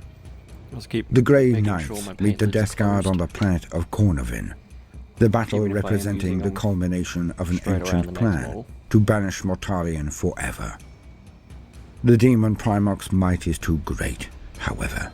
After Mortarion fells Supreme Grandmaster Geronitan in battle, the newly appointed Supreme Grandmaster Drago is forced to work a desperate banishment ritual that hurls Mortarian spirit into the warp for many years. It is a Pyrrhic victory at best, a respite that Mortarian uses to gather fresh forces and plot his next and greatest invasion of real space. Seed of Doom. Confounded by the magnetropic defense matrices of the Forge world Takbandahar, an invasion force of the 5th Plague Company is all but annihilated. Only a single Death Guard sorcerer makes it to the Forge world's surface, vanishing into the gloomy surf warrens of the Underfactorums. Summoning demons through ritual sacrifice and desecration, the sorcerer conjures a foul new army whose burgeoning corruption draws yet more of their number through the veil. Their numbers growing exponentially, though the initial Death Guard attack causes the merest pinprick in the hide of this Imperial world. The virulent doom that spreads from it soon sees Takbandahar sicken and die. Millennium 41. Time of Infection. The Siege of Vrax. Several Victoriums deploy into the grinding siege of the cardinal world of Vrax. Descending into the midst of the hideous trench war, the Death Guard unleash virulent bioweapons upon the Imperial forces and begin a chain of events that results in a full-blown demonic invasion. Hive of Horrors. Typhus infests Hive Pandorial with the zombie plague, departing before Imperial retribution can occur. Instead of encountering a hated and ancient enemy, the courageous men of the Necromundan Spiders find themselves plunging deep into the shadow horrors of a hive filled with the shambling corpses of those they came to avenge. Curdled Face. Attacked by Tau pacification cadres, the Imperial Shrine world of Calendula remains defiant behind their shield of faith. Their defense falters, however, when the world's statues weep tears of filth, and their water sources turn to gelid slime. As battle rages and the body count spirals, hellish portals yawn in Calendula's depths, and the warriors of the 4th Plague Company march out. Led by the Eater of Lives and bolstered by capering demons, they crush both the Imperial and Tau forces to claim the world for Nurgle. Sonorous Entropy. Imperial Navy ships of Battlefleet Obscurus pursue an outnumbered plague fleet through the Cuidus Belt. After a savage battle, the last surviving plague ship manages to perform a full combat drop onto the world of Anverheim before breaking up in the planet's atmosphere. Emerging from their dropcraft, the putrid choir tear their way into Anverheim's polar fortress city, Jotengard, and seize the complex for themselves. Expecting swift victory, wave after wave of Imperial forces descends upon the complex. Each is broken in turn upon the tenacious Death Guard's defenses. A prolonged siege develops amidst bitter snowstorms tainted by Nurgle-esque plague spores. And as the fighting stretches into weeks, then months, the putrid choir's entropic dirge echoes endlessly across Jotengard from the fortress's vox emitters. At last, 3 years after the putrid choir first descended upon Anverheim, the remaining Imperial forces, starved, diseased and deranged, flee for the stars, leaving the Death Guard warriors sorely depleted, but victorious within their contaminated fastness. Foul cargo. A hauling barge delivering heavy ores to the Forge world of Paradax opens its ramp only to disgorge plague marines and bloat drones, led by elements of the Weeping Legion.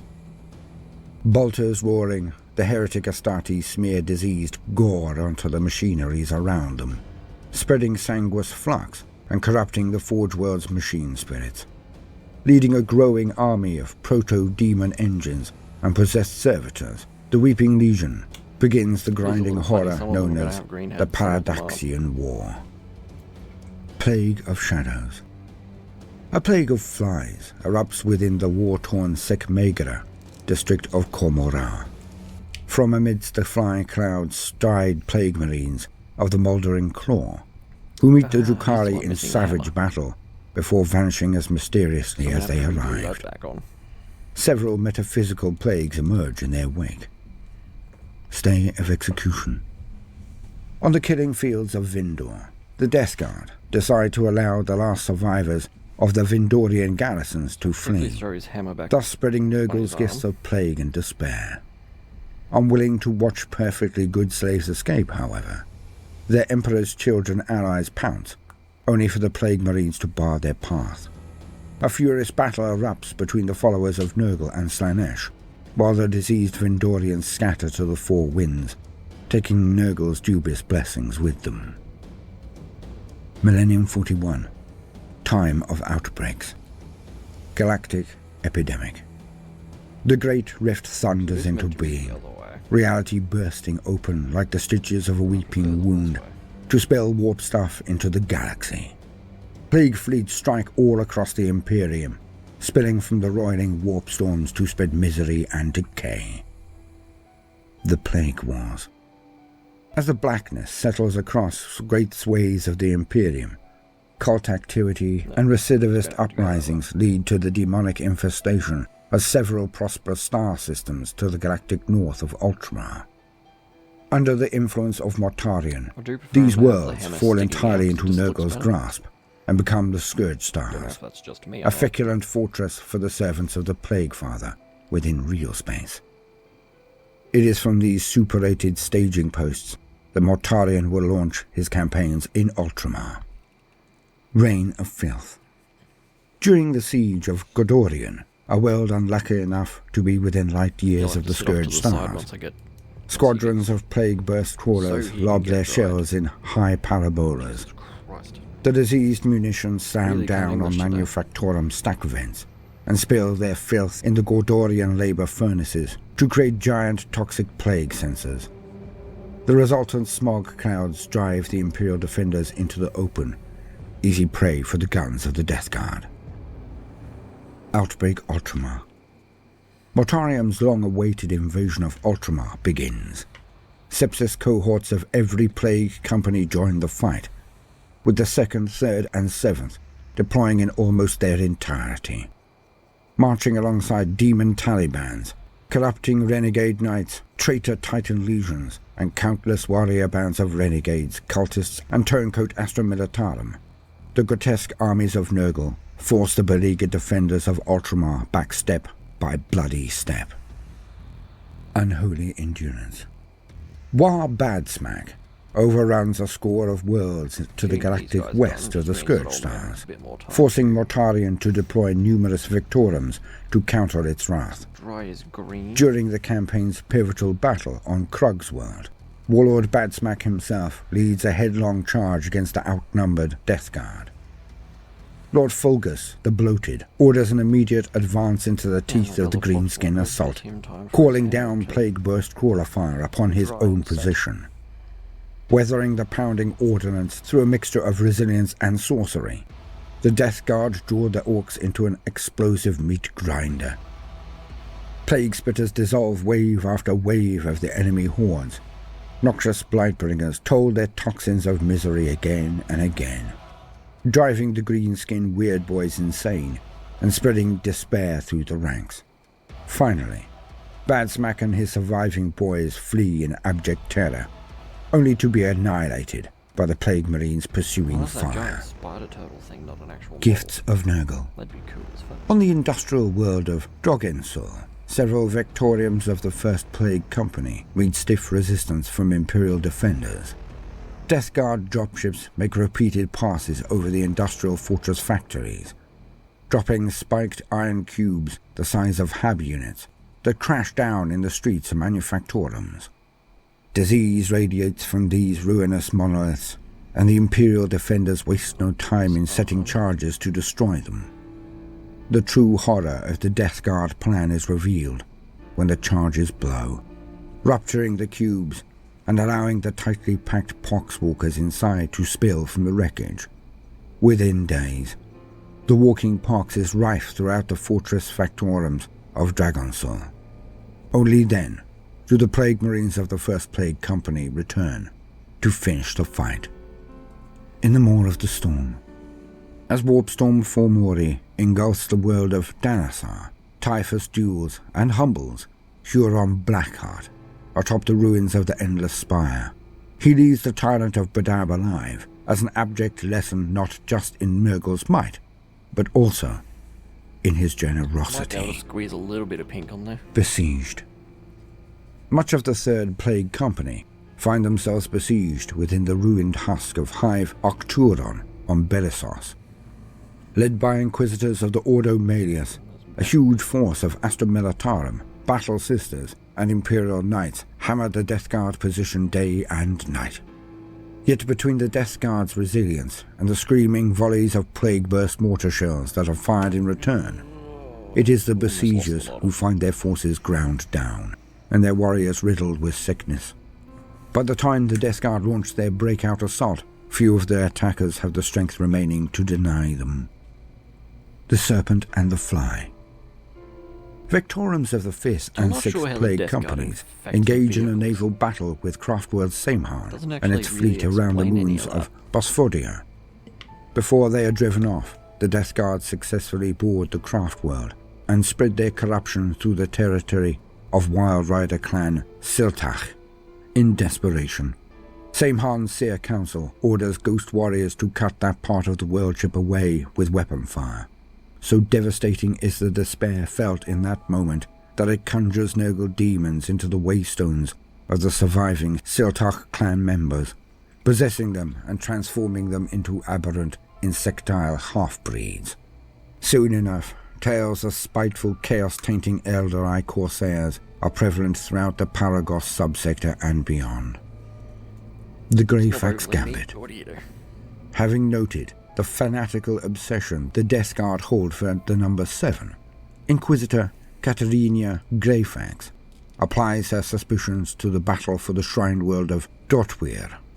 Launching their final assault on the 7th hour of the 7th day, the Death Guard pursue a baiting force of Primaris White Scars straight into the firing lines of 7 Deathstrike missile launchers.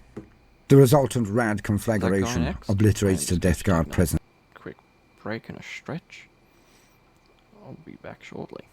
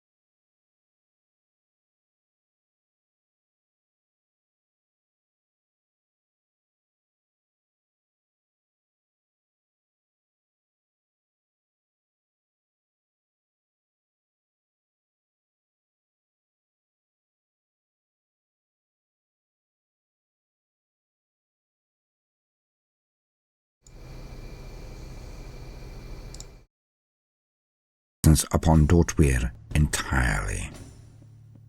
The pristine rotting.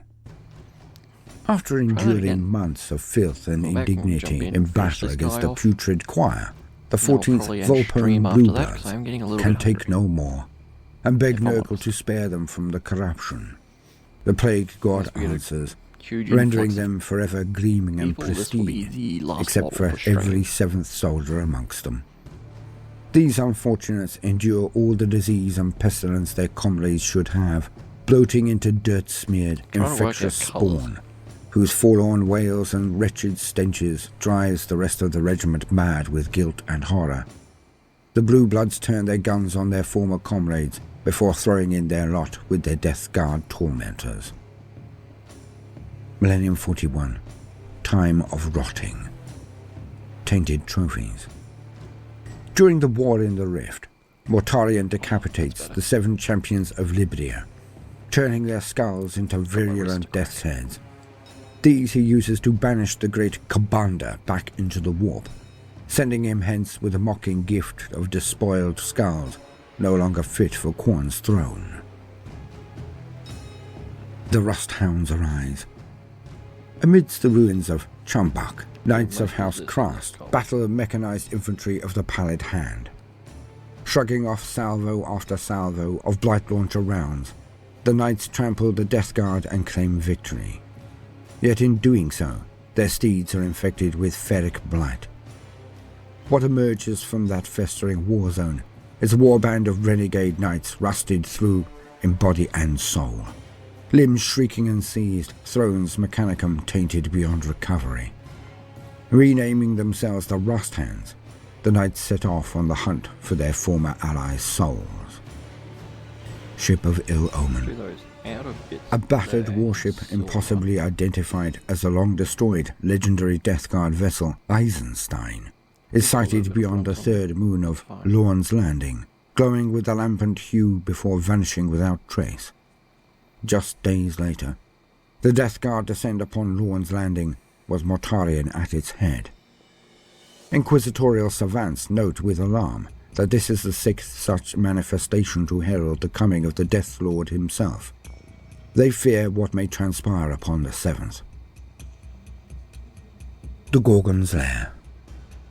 Alongside warbands of the Creeved, the Purged, and several other renegade forces, Typhus leads the 1st Plague Company in a shocking raid against the Iron Hands chapter plant, Medusa. The clans drive off their attackers, but not before terrible damage is done, leaving regions of the plant as cursed quarantine zones. He's got the lantern, which is Deluge of Nebus.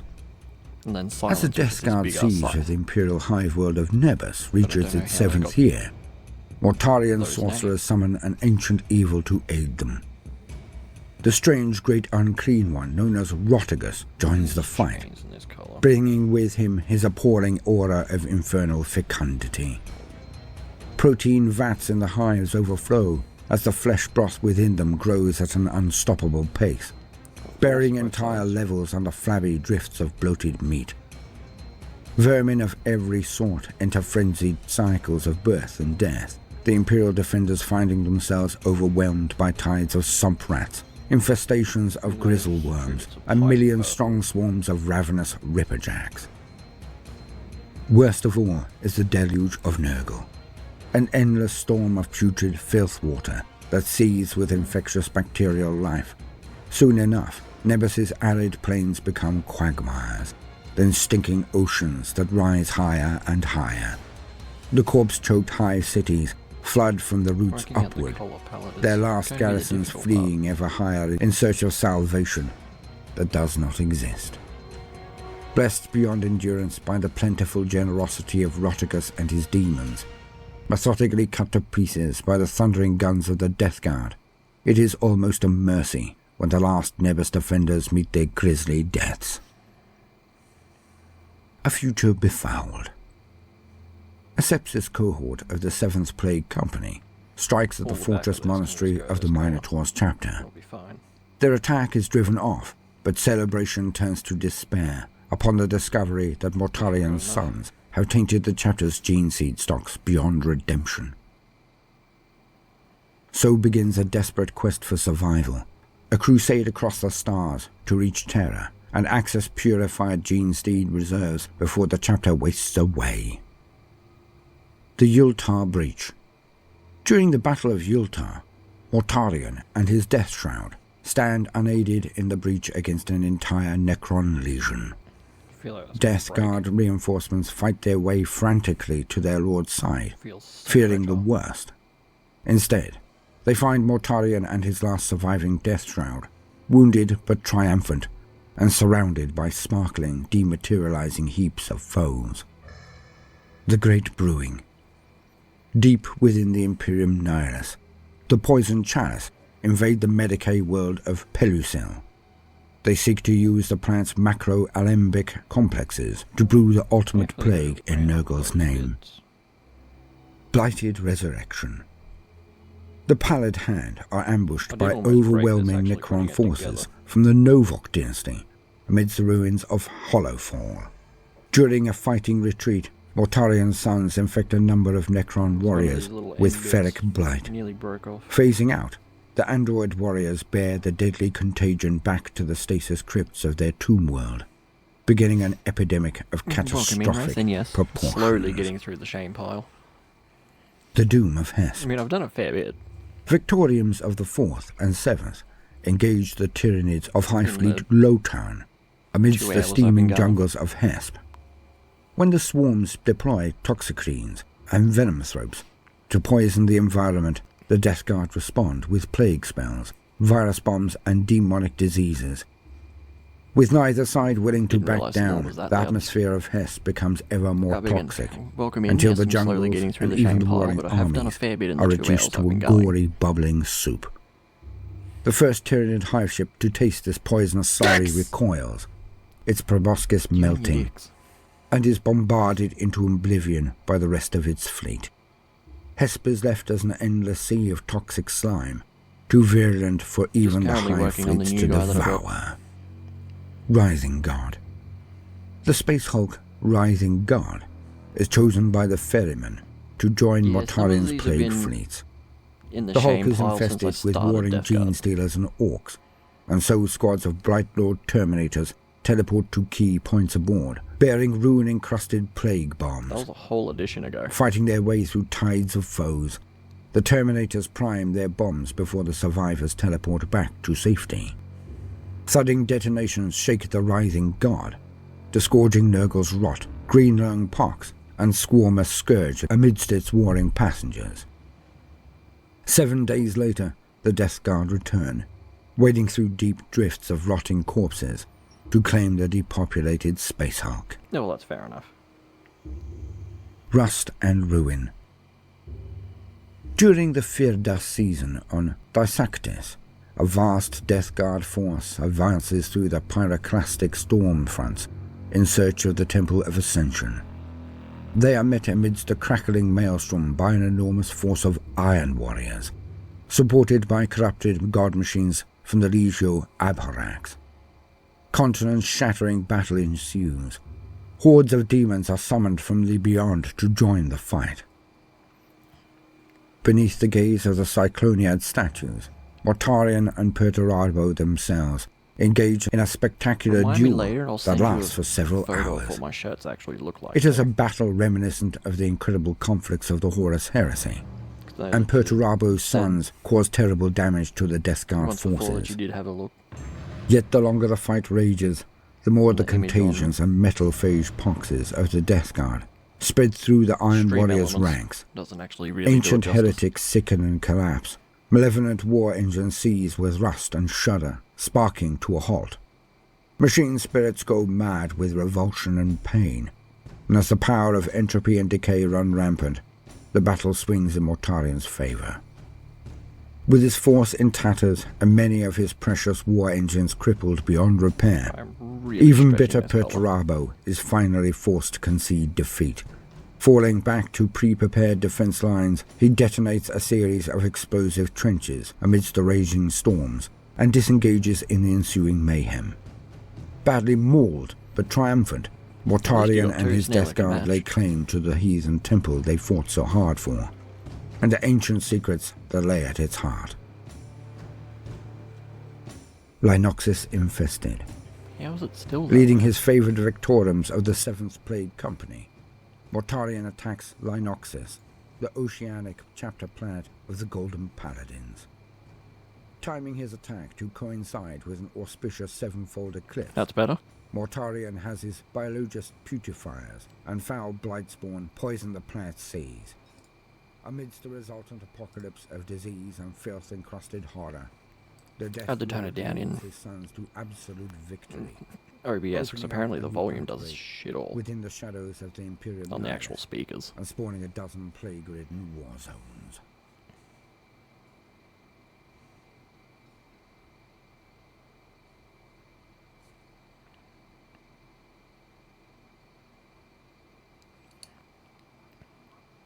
Yeah, well, now knowing that, I don't know what you actually heard and what you didn't.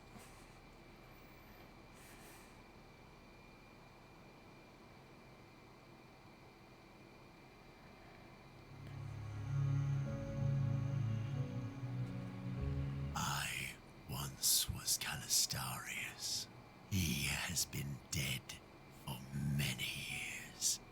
I stand in his place with death in my right hand. Yeah, I was just saying, because I bought Darkness one of in my own shirts left, and I would know that I'll who send you this is who a picture of it bears later the so you can see name what the actual printing looks like. Mephisto.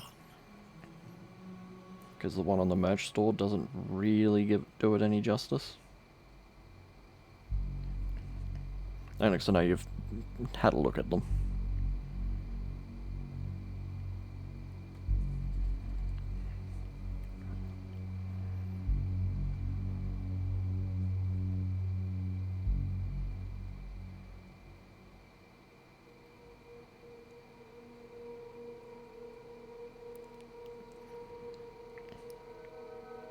Do not go gentle.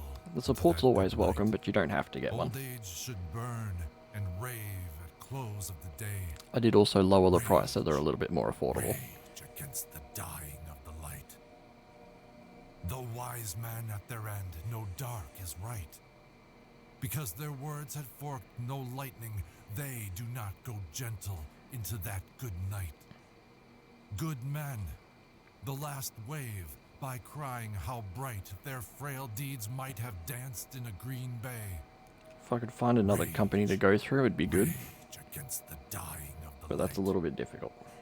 I am the steel in the blade. I am the blood in the heart. I am the heat of the flame. I am the blood of Sanguinius, Calistarius, chief librarian of the bloodied host, consul etheric to Commander Dante, the embodiment of the infamous Black Angel. The tales are true. However furious the fight, the usual hunger does not haunt him. His heart's no longer pound So with the way those it works terrible lusts. He has is if escaped any the of my doom the followers chapter. buy He any of my became merch, unfettered, free to whether it's a finally shirt, prove their stickers, nobility. mugs, He I am has the getting power to more avert sorted. the grim fate that hangs over all of them.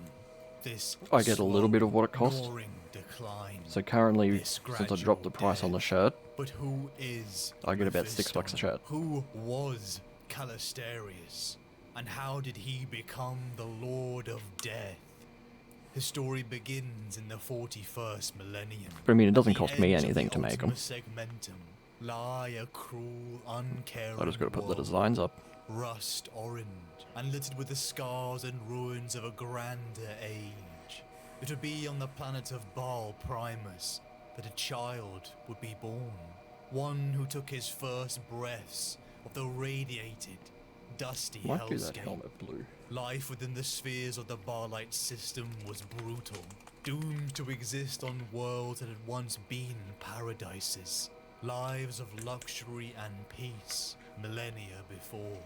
But yet, in our hubris, in our petty infighting and fear, the cautionary tale humanity repeats. Baal I did and his originally true drop the moon were price ravaged by civil war. when I streamed on my Cultures birthday, and cities glassed by and then I just weapons left it so there because destructive they did not belong in mortal hands. it was From the $25 skies a shirt, rain down the shards of the great but that's orbital American. So structures by the time you that had add once in been a monument to shipping humanity's great potential, and convert it to Australian, radiation and rust flowed it was over about the $50 a survivors shirt. of the age of darkness, until as each generation was born, more and more of the I wealth thought that was a little and bit much. knowledge bled out. What remains is a people, even to the 41st millennium, who dwell within simple brick and mortar villages, others as roaming tribes that brave the wastes and deserts of this now thirsty world. The young child was born to one of the many Baalite tribes that had found Don't let me refuge stop you from within doing the your groceries. caves and mountains of Baal Gotta eat. Primus. Overlooking the wastes, streaked with lines of garish salt, Kali was his name, who found that on top of the radiation and monstrous creatures that stalked the rust deserts, he was the son to a cruel father, dressed in simple rags, that one of the Yeah, well, very that's fair few enough, then. possessions he would ever own, alongside a primitive knife and a necklace of human hair with a piece of colored glass threaded on. Kali, like all the others, would do his best just to survive. He had nothing.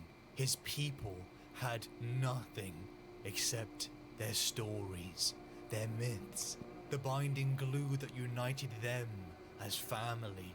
Young Kali and every child under the haunting red light of Baal's dying sun knew the tale. The great angel Sanguinius, Oh, I did mention it earlier the son of in a stream, god, but you could probably already born with tell angel's wings, that I am doing it a who little bit guarded the different, people of because I Baal. did get told that watching the Sanguinius was video, the ideal. Even for young Kali, the stories of this Sorry. mythological being was a story told. did get told and from people retold watching the for stream that it was hard to centuries, watch filled with all doing the it from my grace tablet. of human error. Young Now I had to Kali's life was real in dodgedly danger, set up the be it webcam. the radiation, the monsters in the dark, or his cruel father, until he was saved. A strange figure took him away from a family he would never see again. The hunched, malnourished man of Baal had saved Kali because he was special. That's fair enough. Born with something many would consider a gift, and more, a curse. Kali's mind was linked to the immaterium, the warp, and this intrinsic, otherworldly perception. Yes, I'm hoping the stream's a little bit easier to watch. Haunted him. It's not the best He saw webcam, it's only horrors he could not 720p. even verbalize. He heard the thoughts of others. His mind was linked to the ocean of sentient thought in a way most would never grasp. It was a power that he could tap into, a power that had the potential to warp his mind, turn his body into a mess of mutating flesh. It was a power he was taught to harness and control by the mysterious old That's what I got figure told, yeah. that had taken him in. For a time where they dwelled in the mountains that were the remains of these orbital facilities millennia before, fallen from grace as humanity itself. Kali grew until the time Oh, I know a few came people that the didn't really have a mysterious problem figure with it, but knew was inevitable. They descended I thought I'd from try the and do it sky, different. Birds of metal, the most incredible thing the boy had ever seen. Stepping out onto the dust stood these enormous figures, clad in armor, so beautiful they approached him. I did mean to have to move everything over to here and blue armor. They were the figures MacGyver of up the men. webcam, but They were the sons of it wasn't too bad Sanguinius, to do. the blood angels. It was like a hero of mythology had appeared before Kali. The sight made his mind spin and his little heart race. They were perfect. Others upon this world had sensed the boy's connection to the warp, a disposition that only allowed for two choices: execution, sentenced to the dreaded black ships that would make their way to the distant throne world of terror, to be fuel for the god emperor of mankind, or elevation into a son of Sanguinius. Oh, mind you, they still himself, sat there and watched it. Kali was taken to Baal Secundus. It was more of, you know, just them letting me know. Home to where the angel Sanguinius had fallen from the sky, alongside dozens or even hundreds of other young aspirants from the system of Baal. The trials had begun. A place at the side of the Angels of Blood was earned. Through an enormous desert, Kali and the other aspirants trekked. Many would never return, either starving to death, attacked by spine-chilling fire scorpions, or swallowed by the deceptive thirst water oases. Yeah, that's just how I got it currently set, because I'm using the gaming screen, not the just chatting screen. The survivors arrived at the place of challenge. And I've still got the trials began. screen capture turned on. Young aspirants fought until only I'm not the too worried. strongest remained. Death, now not something they avoided, but dealt in their very hands.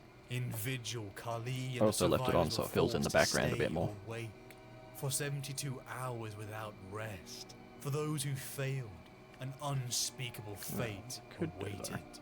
With the weakness in their bodies cold, Kali and the survivors proving their strength, their will to survive. Well, I haven't As done the yet, tribals of Baal, they were because I had used the to lore a videos harsh going and life. But what came next? the other IRL Test their stream. soul, a chalice said to contain a portion of the angel's very own blood.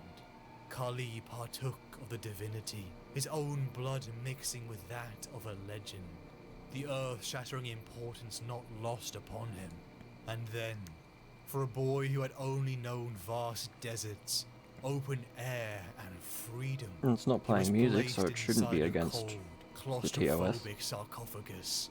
All that Kali had endured, everything that he was, everything that he had done, would be the actions of a mortal, entering into a sleep so utterly deep, it was as if he was It's actually dead. funny you mentioned that, 'cause I was Kali talking lay to someone there about for that an earlier in entire stream. year, and if he emerged, he would be something new, something greater, a son of Sanguinius, a blood angel.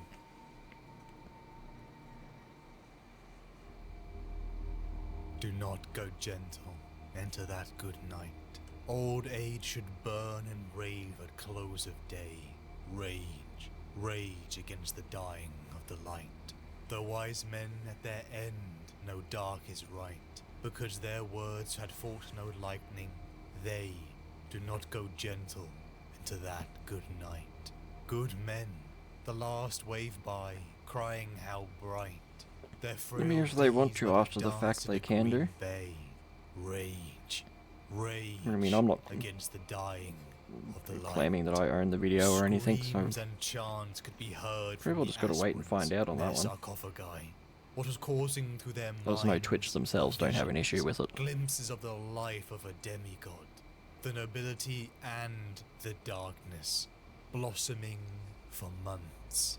Many would not survive, driven mad, or ripped apart from the inside as the blood of a demigod failed to mix Although with in their saying that, when I nature, did do raging against the dying of their own life. the newest Saints But Row, Kali did not go gently into that I good streamed night, that, and as he tussled and some of the fought. VOD that His happens soul afterwards was tested, muted because of even the under music. special observation, as an aspirant who was psychically gifted, he survived. Upon his reawakening, he found no comfort. He and all the others were laid down upon a cold steel table. Incense I thought was a and little funny. chants filled the room. A sacred gene seed, created from the DNA of Sanguinius himself, was brought forward. Kali was cut open. New organs were surgically attached to his Because I didn't growing think that frame. in-game Chemical music would be stimulants flooded his that much of an veins. issue if It you would be own a the game. pain that tests the very limits of human endurance. Perhaps he was afraid, or excited, or both. What emerged from the process was something, someone new. Kali was dead. What now stood, elevated beyond a mortal man, was Calistarius, of the Blood Angels chapter. He was stronger, faster, his ability to tap into the realm of madness, the warp, had been increased exponentially, assembled in front of men who had once been figures of myth, who were now his brothers. Calistarius again had his world changed. Yeah, it's like all the Imperium cutscenes and stuff were fine. Humanity was larger than the And all tribal the existence your character's voice and your over 1 million NPC's voices were all fine. Billions upon It's just any time there was music worlds playing, and they just peoples muted that bit. So vastly different and yet similar. Garden worlds, manufacturing planets, all the way to great hive cities. The information I did have a look around though, must have and been overwhelming. And then thankfully the devs must have thought ahead with it, the true, because there is an option just to mute all the music. angel who fell from the sky, the one who saved them from the mutant hordes of the wastes. So I can the stream son Saints of Row the again, emperor thankfully. Of mankind, beauty, nobility, honor, the man with angel wings that soared above the skies of these harsh worlds. Sanguinius had led their people to the stars. They had purged the mutant and Xenos filth that infested the galaxy. A man who gave his life for the Imperium, murdered at the hands of that vile traitor Horus.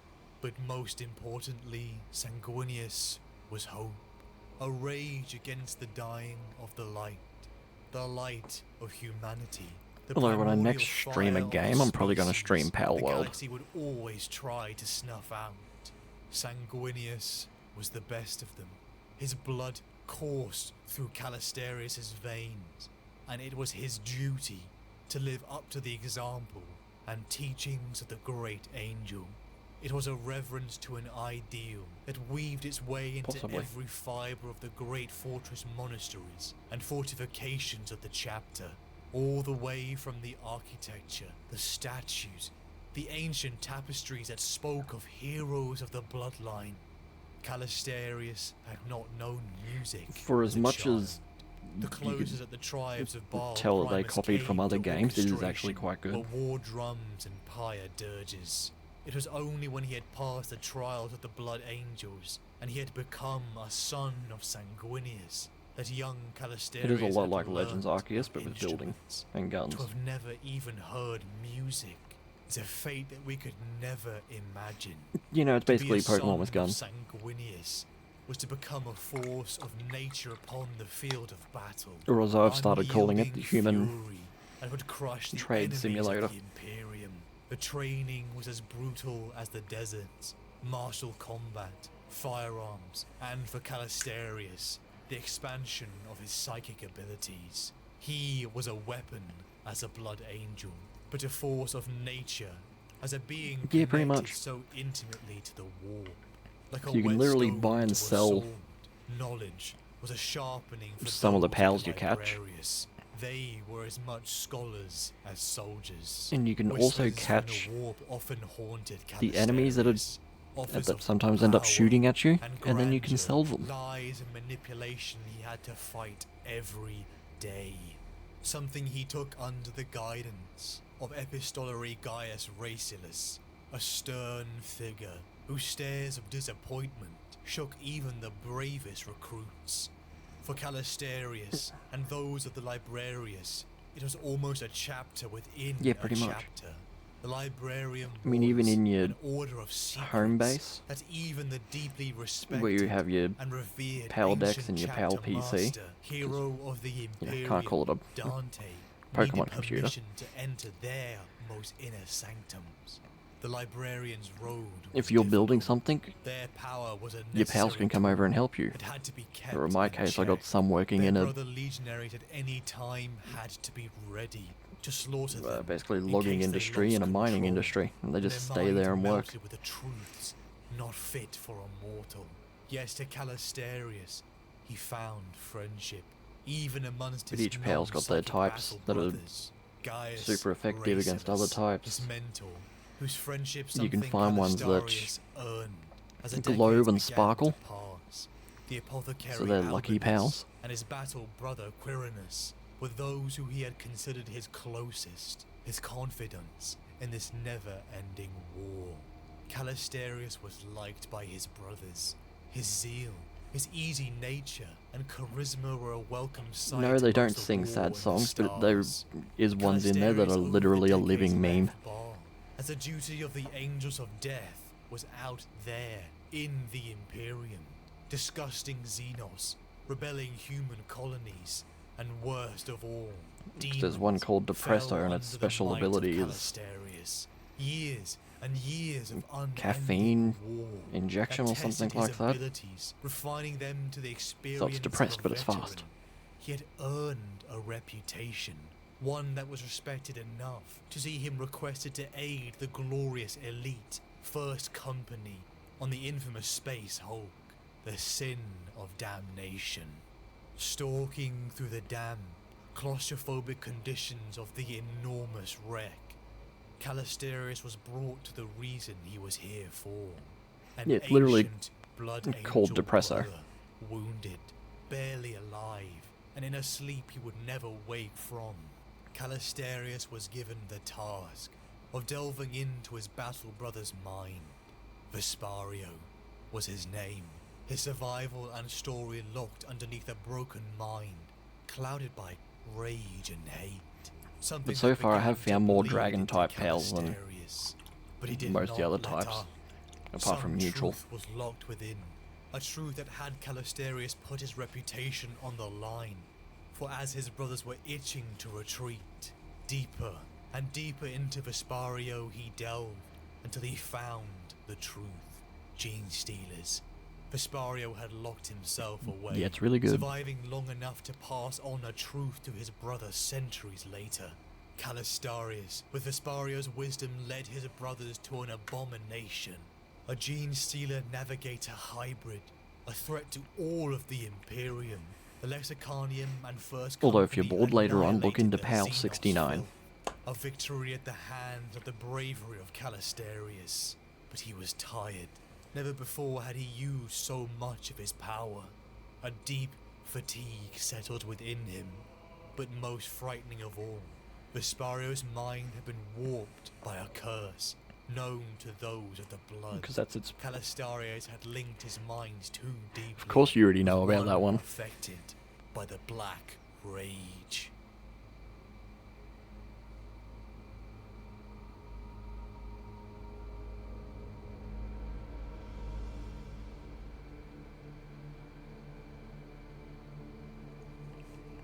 Baal Secundus, the People fortress call me a monastery degenerate. of the Blood Angels.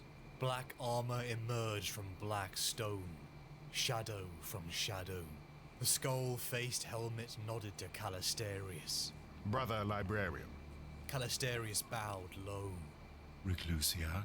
He was the first outside the tower to address Quirinus with that title. Quirinus didn't answer at first. I only He found out stood about it even though I play the motionless, game. and Calistarius felt that his Because old someone friend's in eyes were on an interior vista. The chat Finally, for one of the other the streamers I was Reclusiarch watching was said, talking about it. The honor is great, and a great weight. A pause. And then I got attacked by I one. wonder, can any In of my us truly camp. be worthy of what we receive? We are all unworthy of the grace of our Primarch and his great father. We are all flawed. It is our duty to accept that, to strive for the impossible, and to accept the roles that fate and our chapter assign to us in the Eternal Crusade. Quirinus laughed. It was a good sound. The laughter of a warrior, at one with the truth of his life. Would have been a lot Well funnier if spoken, they made brother. it blue and How walking on very all fours. ecclesiastical of you. There are times when I think you should be walking this path with me, and not that of a librarian. No, Calistarius shook his head. I am where I must be. Do not mistake my statement of fact for philosophy. Our titles are not honors. They are descriptions of who we are. Reclusiarch is not an address. It is your identity. Before Yeah, well, Armageddon, Loppany. before Hades' Hive, the Death Company, and the crushing fall of the Ecclesiorium, they were storming an enclave of the Word Bearers. The traitors had established Another one a I've come foothold across that a in lot of people Arlesia. go for is Their heresy Lucario, was a funny gale enough. blowing over the primary land mass and reaching out to infect the rest of the system and beyond. The Blood Angels came to purge them, root and branch. The Chaos Space Marines had sized the fortress city of Acastor. Calistarius stood beside Quirinus in the doorway to the Thunderhawk's cockpit. They stared ahead at the approaching outer defenses. Anti-aircraft fire sought them out.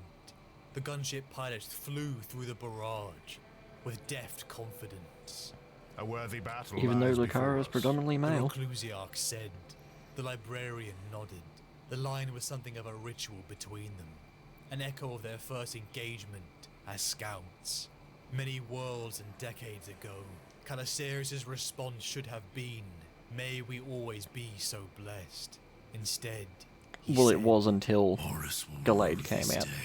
Speaking words 10,000 years out of place, his tone was furious but hollow. Because then they fixed that so Gardevoir is predominantly female more than male. Gave him a sharp look. Brother Calistarius. He blinked.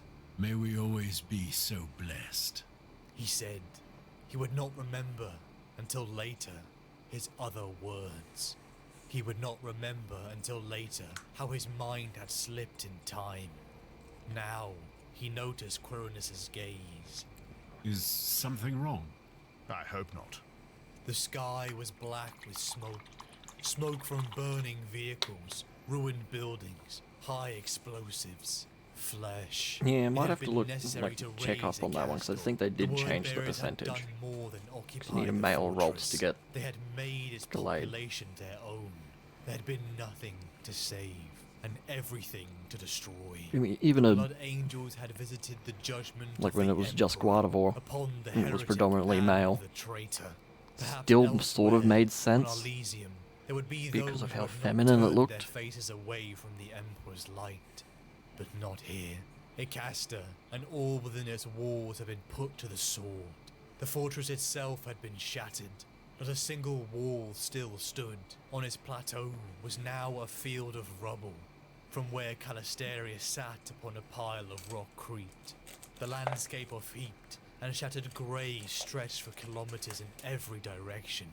Here and there, an arm emerged from the wreckage. Some hands were limp, others were splayed in perpetual pleading.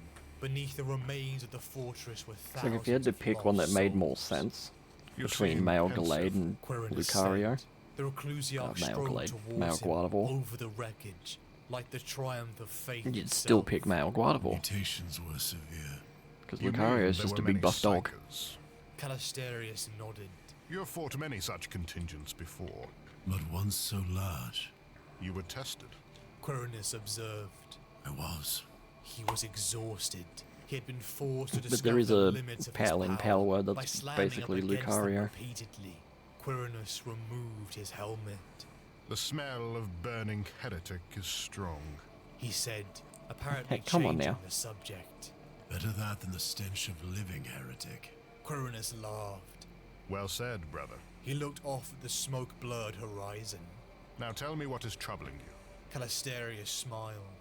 Do you never tire of being my confessor? If I did, I could not admit to it. Quirinus turned back to the librarian. Yeah, I haven't come across it myself. The heresy I've only took sort root of here so quickly. statues and It heard spread about so it. quickly too. This world was a loyal one. But it's only gotten a to few the years point where ago. some of the people I do not playing understand how a people can Pal fall World from faith with such ease. have messaged Nintendo That is the essence of temptation. about it, Ease saying, is oh, what they've lies at the core of completely heresy. copyrighted it, rada. Chaos seems to demand Nintendo nothing doesn't give two and shits. give much. If one is weak, such a combination is impossible to resist. Faith, brother librarian, true faith, is difficult. It demands everything. His voice Right. suddenly took on a sharp, probing edge. Has the warp been speaking to you? No more than usual. Whispers, promises of infinite power. mean, Visions even of all becoming the ultimate defender of the like Imperium. modded versions of And then Pokemon. its ruler. Nintendo doesn't Precisely. care. Have no fear, Reclusia. There was still a novelty to using that title. I know these lies for what they are. They have no appeal for me. Perhaps not now. But if there is no temptation, then you have yet to be truly tested.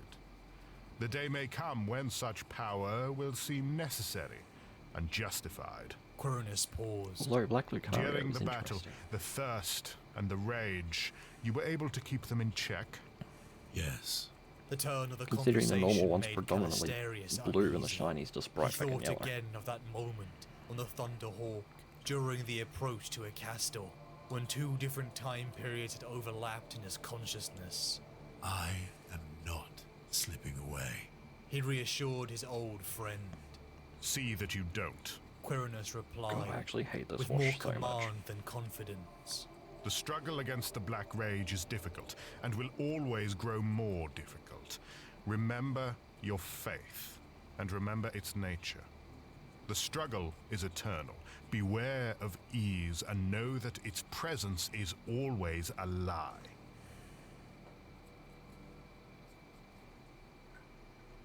The Black Rage, the flaw, the crack, underneath the noble, beautiful visage that was the sons of Sanguinius. The gene seed had changed Calistarius. Where once was the homely features of a Barlight tribal, he had been elevated. He was beautiful, changed into the likeness of Sanguinius himself. But there was a darkness in the blood, a wound that had been birthed over 10,000 years ago. Something that all the scions of Sanguinius suffered. It began with the visions. Flashes of memory appeared within the sufferer's mind. They saw Sanguinius through their Primarch's eyes, aboard the vengeful spirit. Images of the corrupted traitor, the infamous War Master Horus, engaged in a duel against the brother that he had once loved the most. Then came the rage, the soul-haunting, hot fury that had come from a heart that had once loved, that had been betrayed so deeply it would burn the world. He's all done ready for the weekend. Brother taken by the Black Rage was a raving berserker, his throat-tearing screams that bellowed out damnation to Horus was all that was left. An honourable death in combat was all that remained for these once noble men, lost to the madness. And yet this was not the only burden they carried. Well, either tomorrow or Sunday, I don't actually know what day. That sweet crimson awakened terrible lust within them. Their canines There's a few of us all doing crusade games at the one day. They were gifts and curses, a path that each and every And I needed the son icon of bearer. Sanguinius resisted. It was a burden the chapters To go with kept some secret. Plague Marines to make For what would the Imperium think of them their have noble OC3 defenders each. if they saw the darkness that lay in their hearts, in their very gene code? There were ways to fight it. Calistarius had been shown them. The pursuit of music, art, and craftsmanship was encouraged to all battle brothers. Some Astartes trained, some Yeah, I'm not going to studied have fun going philosophy, against Michael. But Calistarius and all the sons of And his Sanguinius Raven Guard. created beauty. It was a calming of the soul, a light of hope against the darkness of the rage. Do not go gentle into that good night. Calistarius had to resist it, lest his very being be erased by hate. Upon No, the not sin Space of Wolves. damnation, Calistarius Not had taking his delved space into fairies. Brother Vespario's mind. It was a broken thing, stung by the effects of the Black Rage, and its taint was not something Calistarius could wash away. Reclusia Quirinus, Calistarius' Because I had to nerf and my battle list. brother had noticed the change. He had I been pretty well there don't the have day anything Quirinus was blessed, that can take him elevated on. to a chaplain, a reclusia, something that had brought joy to both of them as they supported each other in the burdens they carried. War and death was a life that they both knew, as for decades they fought across the Imperium, turning from aspirants to battle brothers, and then veterans, living the length of multiple lifetimes in the service of the Emperor and the Blood Angels. And then he heard it. Horus will rue this day. Calistarius did not know Because he was where about the words only came one from. that was actually Quirinus's concern upset grew with my as list. he began to see conflict after conflict, the once outgoing, charismatic Calistarius begin to retreat within his own thoughts. The cloud of rage was casting its shadow. Even Albinus and Gaius Racelus could see it. And then, Reclusia Quirinus, the zealous friend, whose banter kept him tied to his humanity, was lost, his ship disappearing from the light of the Imperium. Dead or lost, they did not know. An ember inside Calistarius' soul grew into a flame. The visions of the Horus apparently my list was too strong for this point in Crusade. They are my space marines, and they shall know no fear. I mean, I had of the Emperor that was tested one squad of Terminators, and it wasn't even the melee ones. Some of us the shooty ones. Injury. All fear death, but most terrifying of all is to lose 3 squads of Plague Marines, sense of who we are. The 1 squad of Poxwalkers, 2 Blight Haulers, right, because their words had fought no lightning.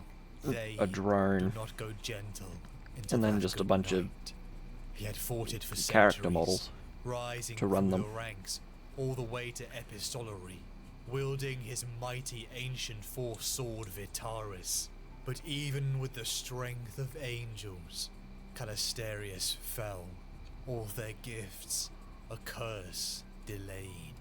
A raving, mad thing was all that was left. Gone was the cobalt blue of the librarians, replaced by the black of rage and the infamous markings of the Death Company.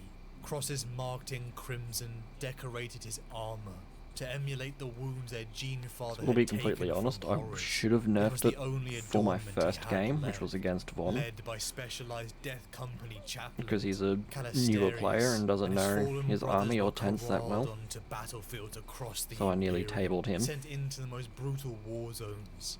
The Death Company were loosed upon the second game was against Loki, and I nearly tabled him. With the ancient listening chants, but neither of them really had an issue with my list. They just didn't have a way to stop it. Whatever was left of the once beloved Calistarius was swallowed. He was somewhere deep within his mind, but drowned by the black rage. Be it anger, pain, or a depressive state, many of us know the deep, deep fog that can smother the mind. A hell that feels impossible to crawl out from. Calistarius, on the world of Armageddon, found himself thrown against an orc tide. Love it. The greenskins were a savage species, whose only directive was violence and war.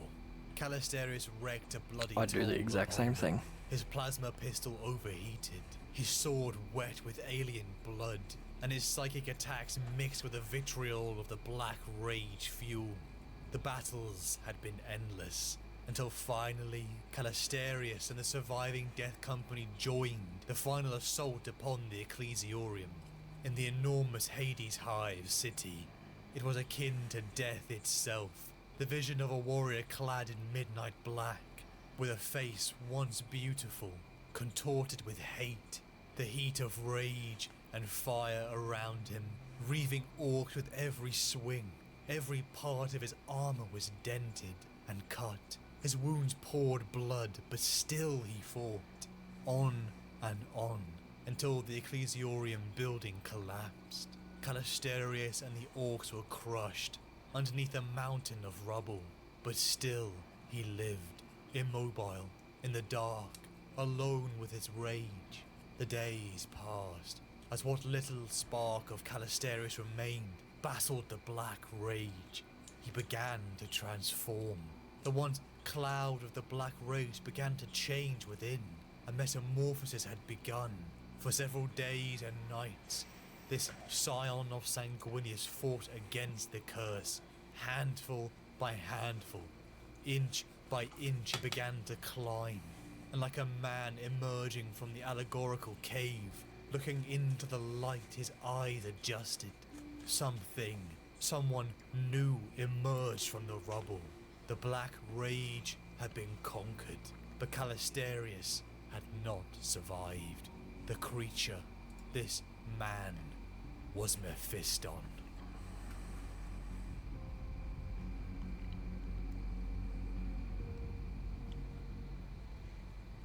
I am actually going to end stream there, because it's been nearly 3 hours, and I haven't had lunch yet, and I'm hungry. And learn, too late they grieved it on its way.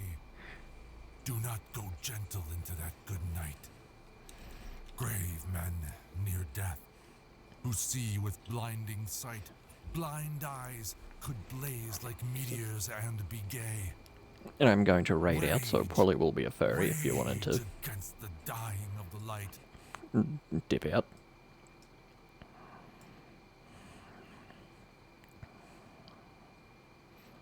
Yeah, but thank you everyone for joining in. As mentioned during the stream, I might be doing Palworld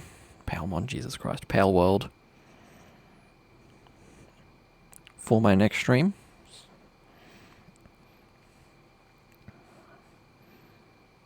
Yeah, it's raid into someone.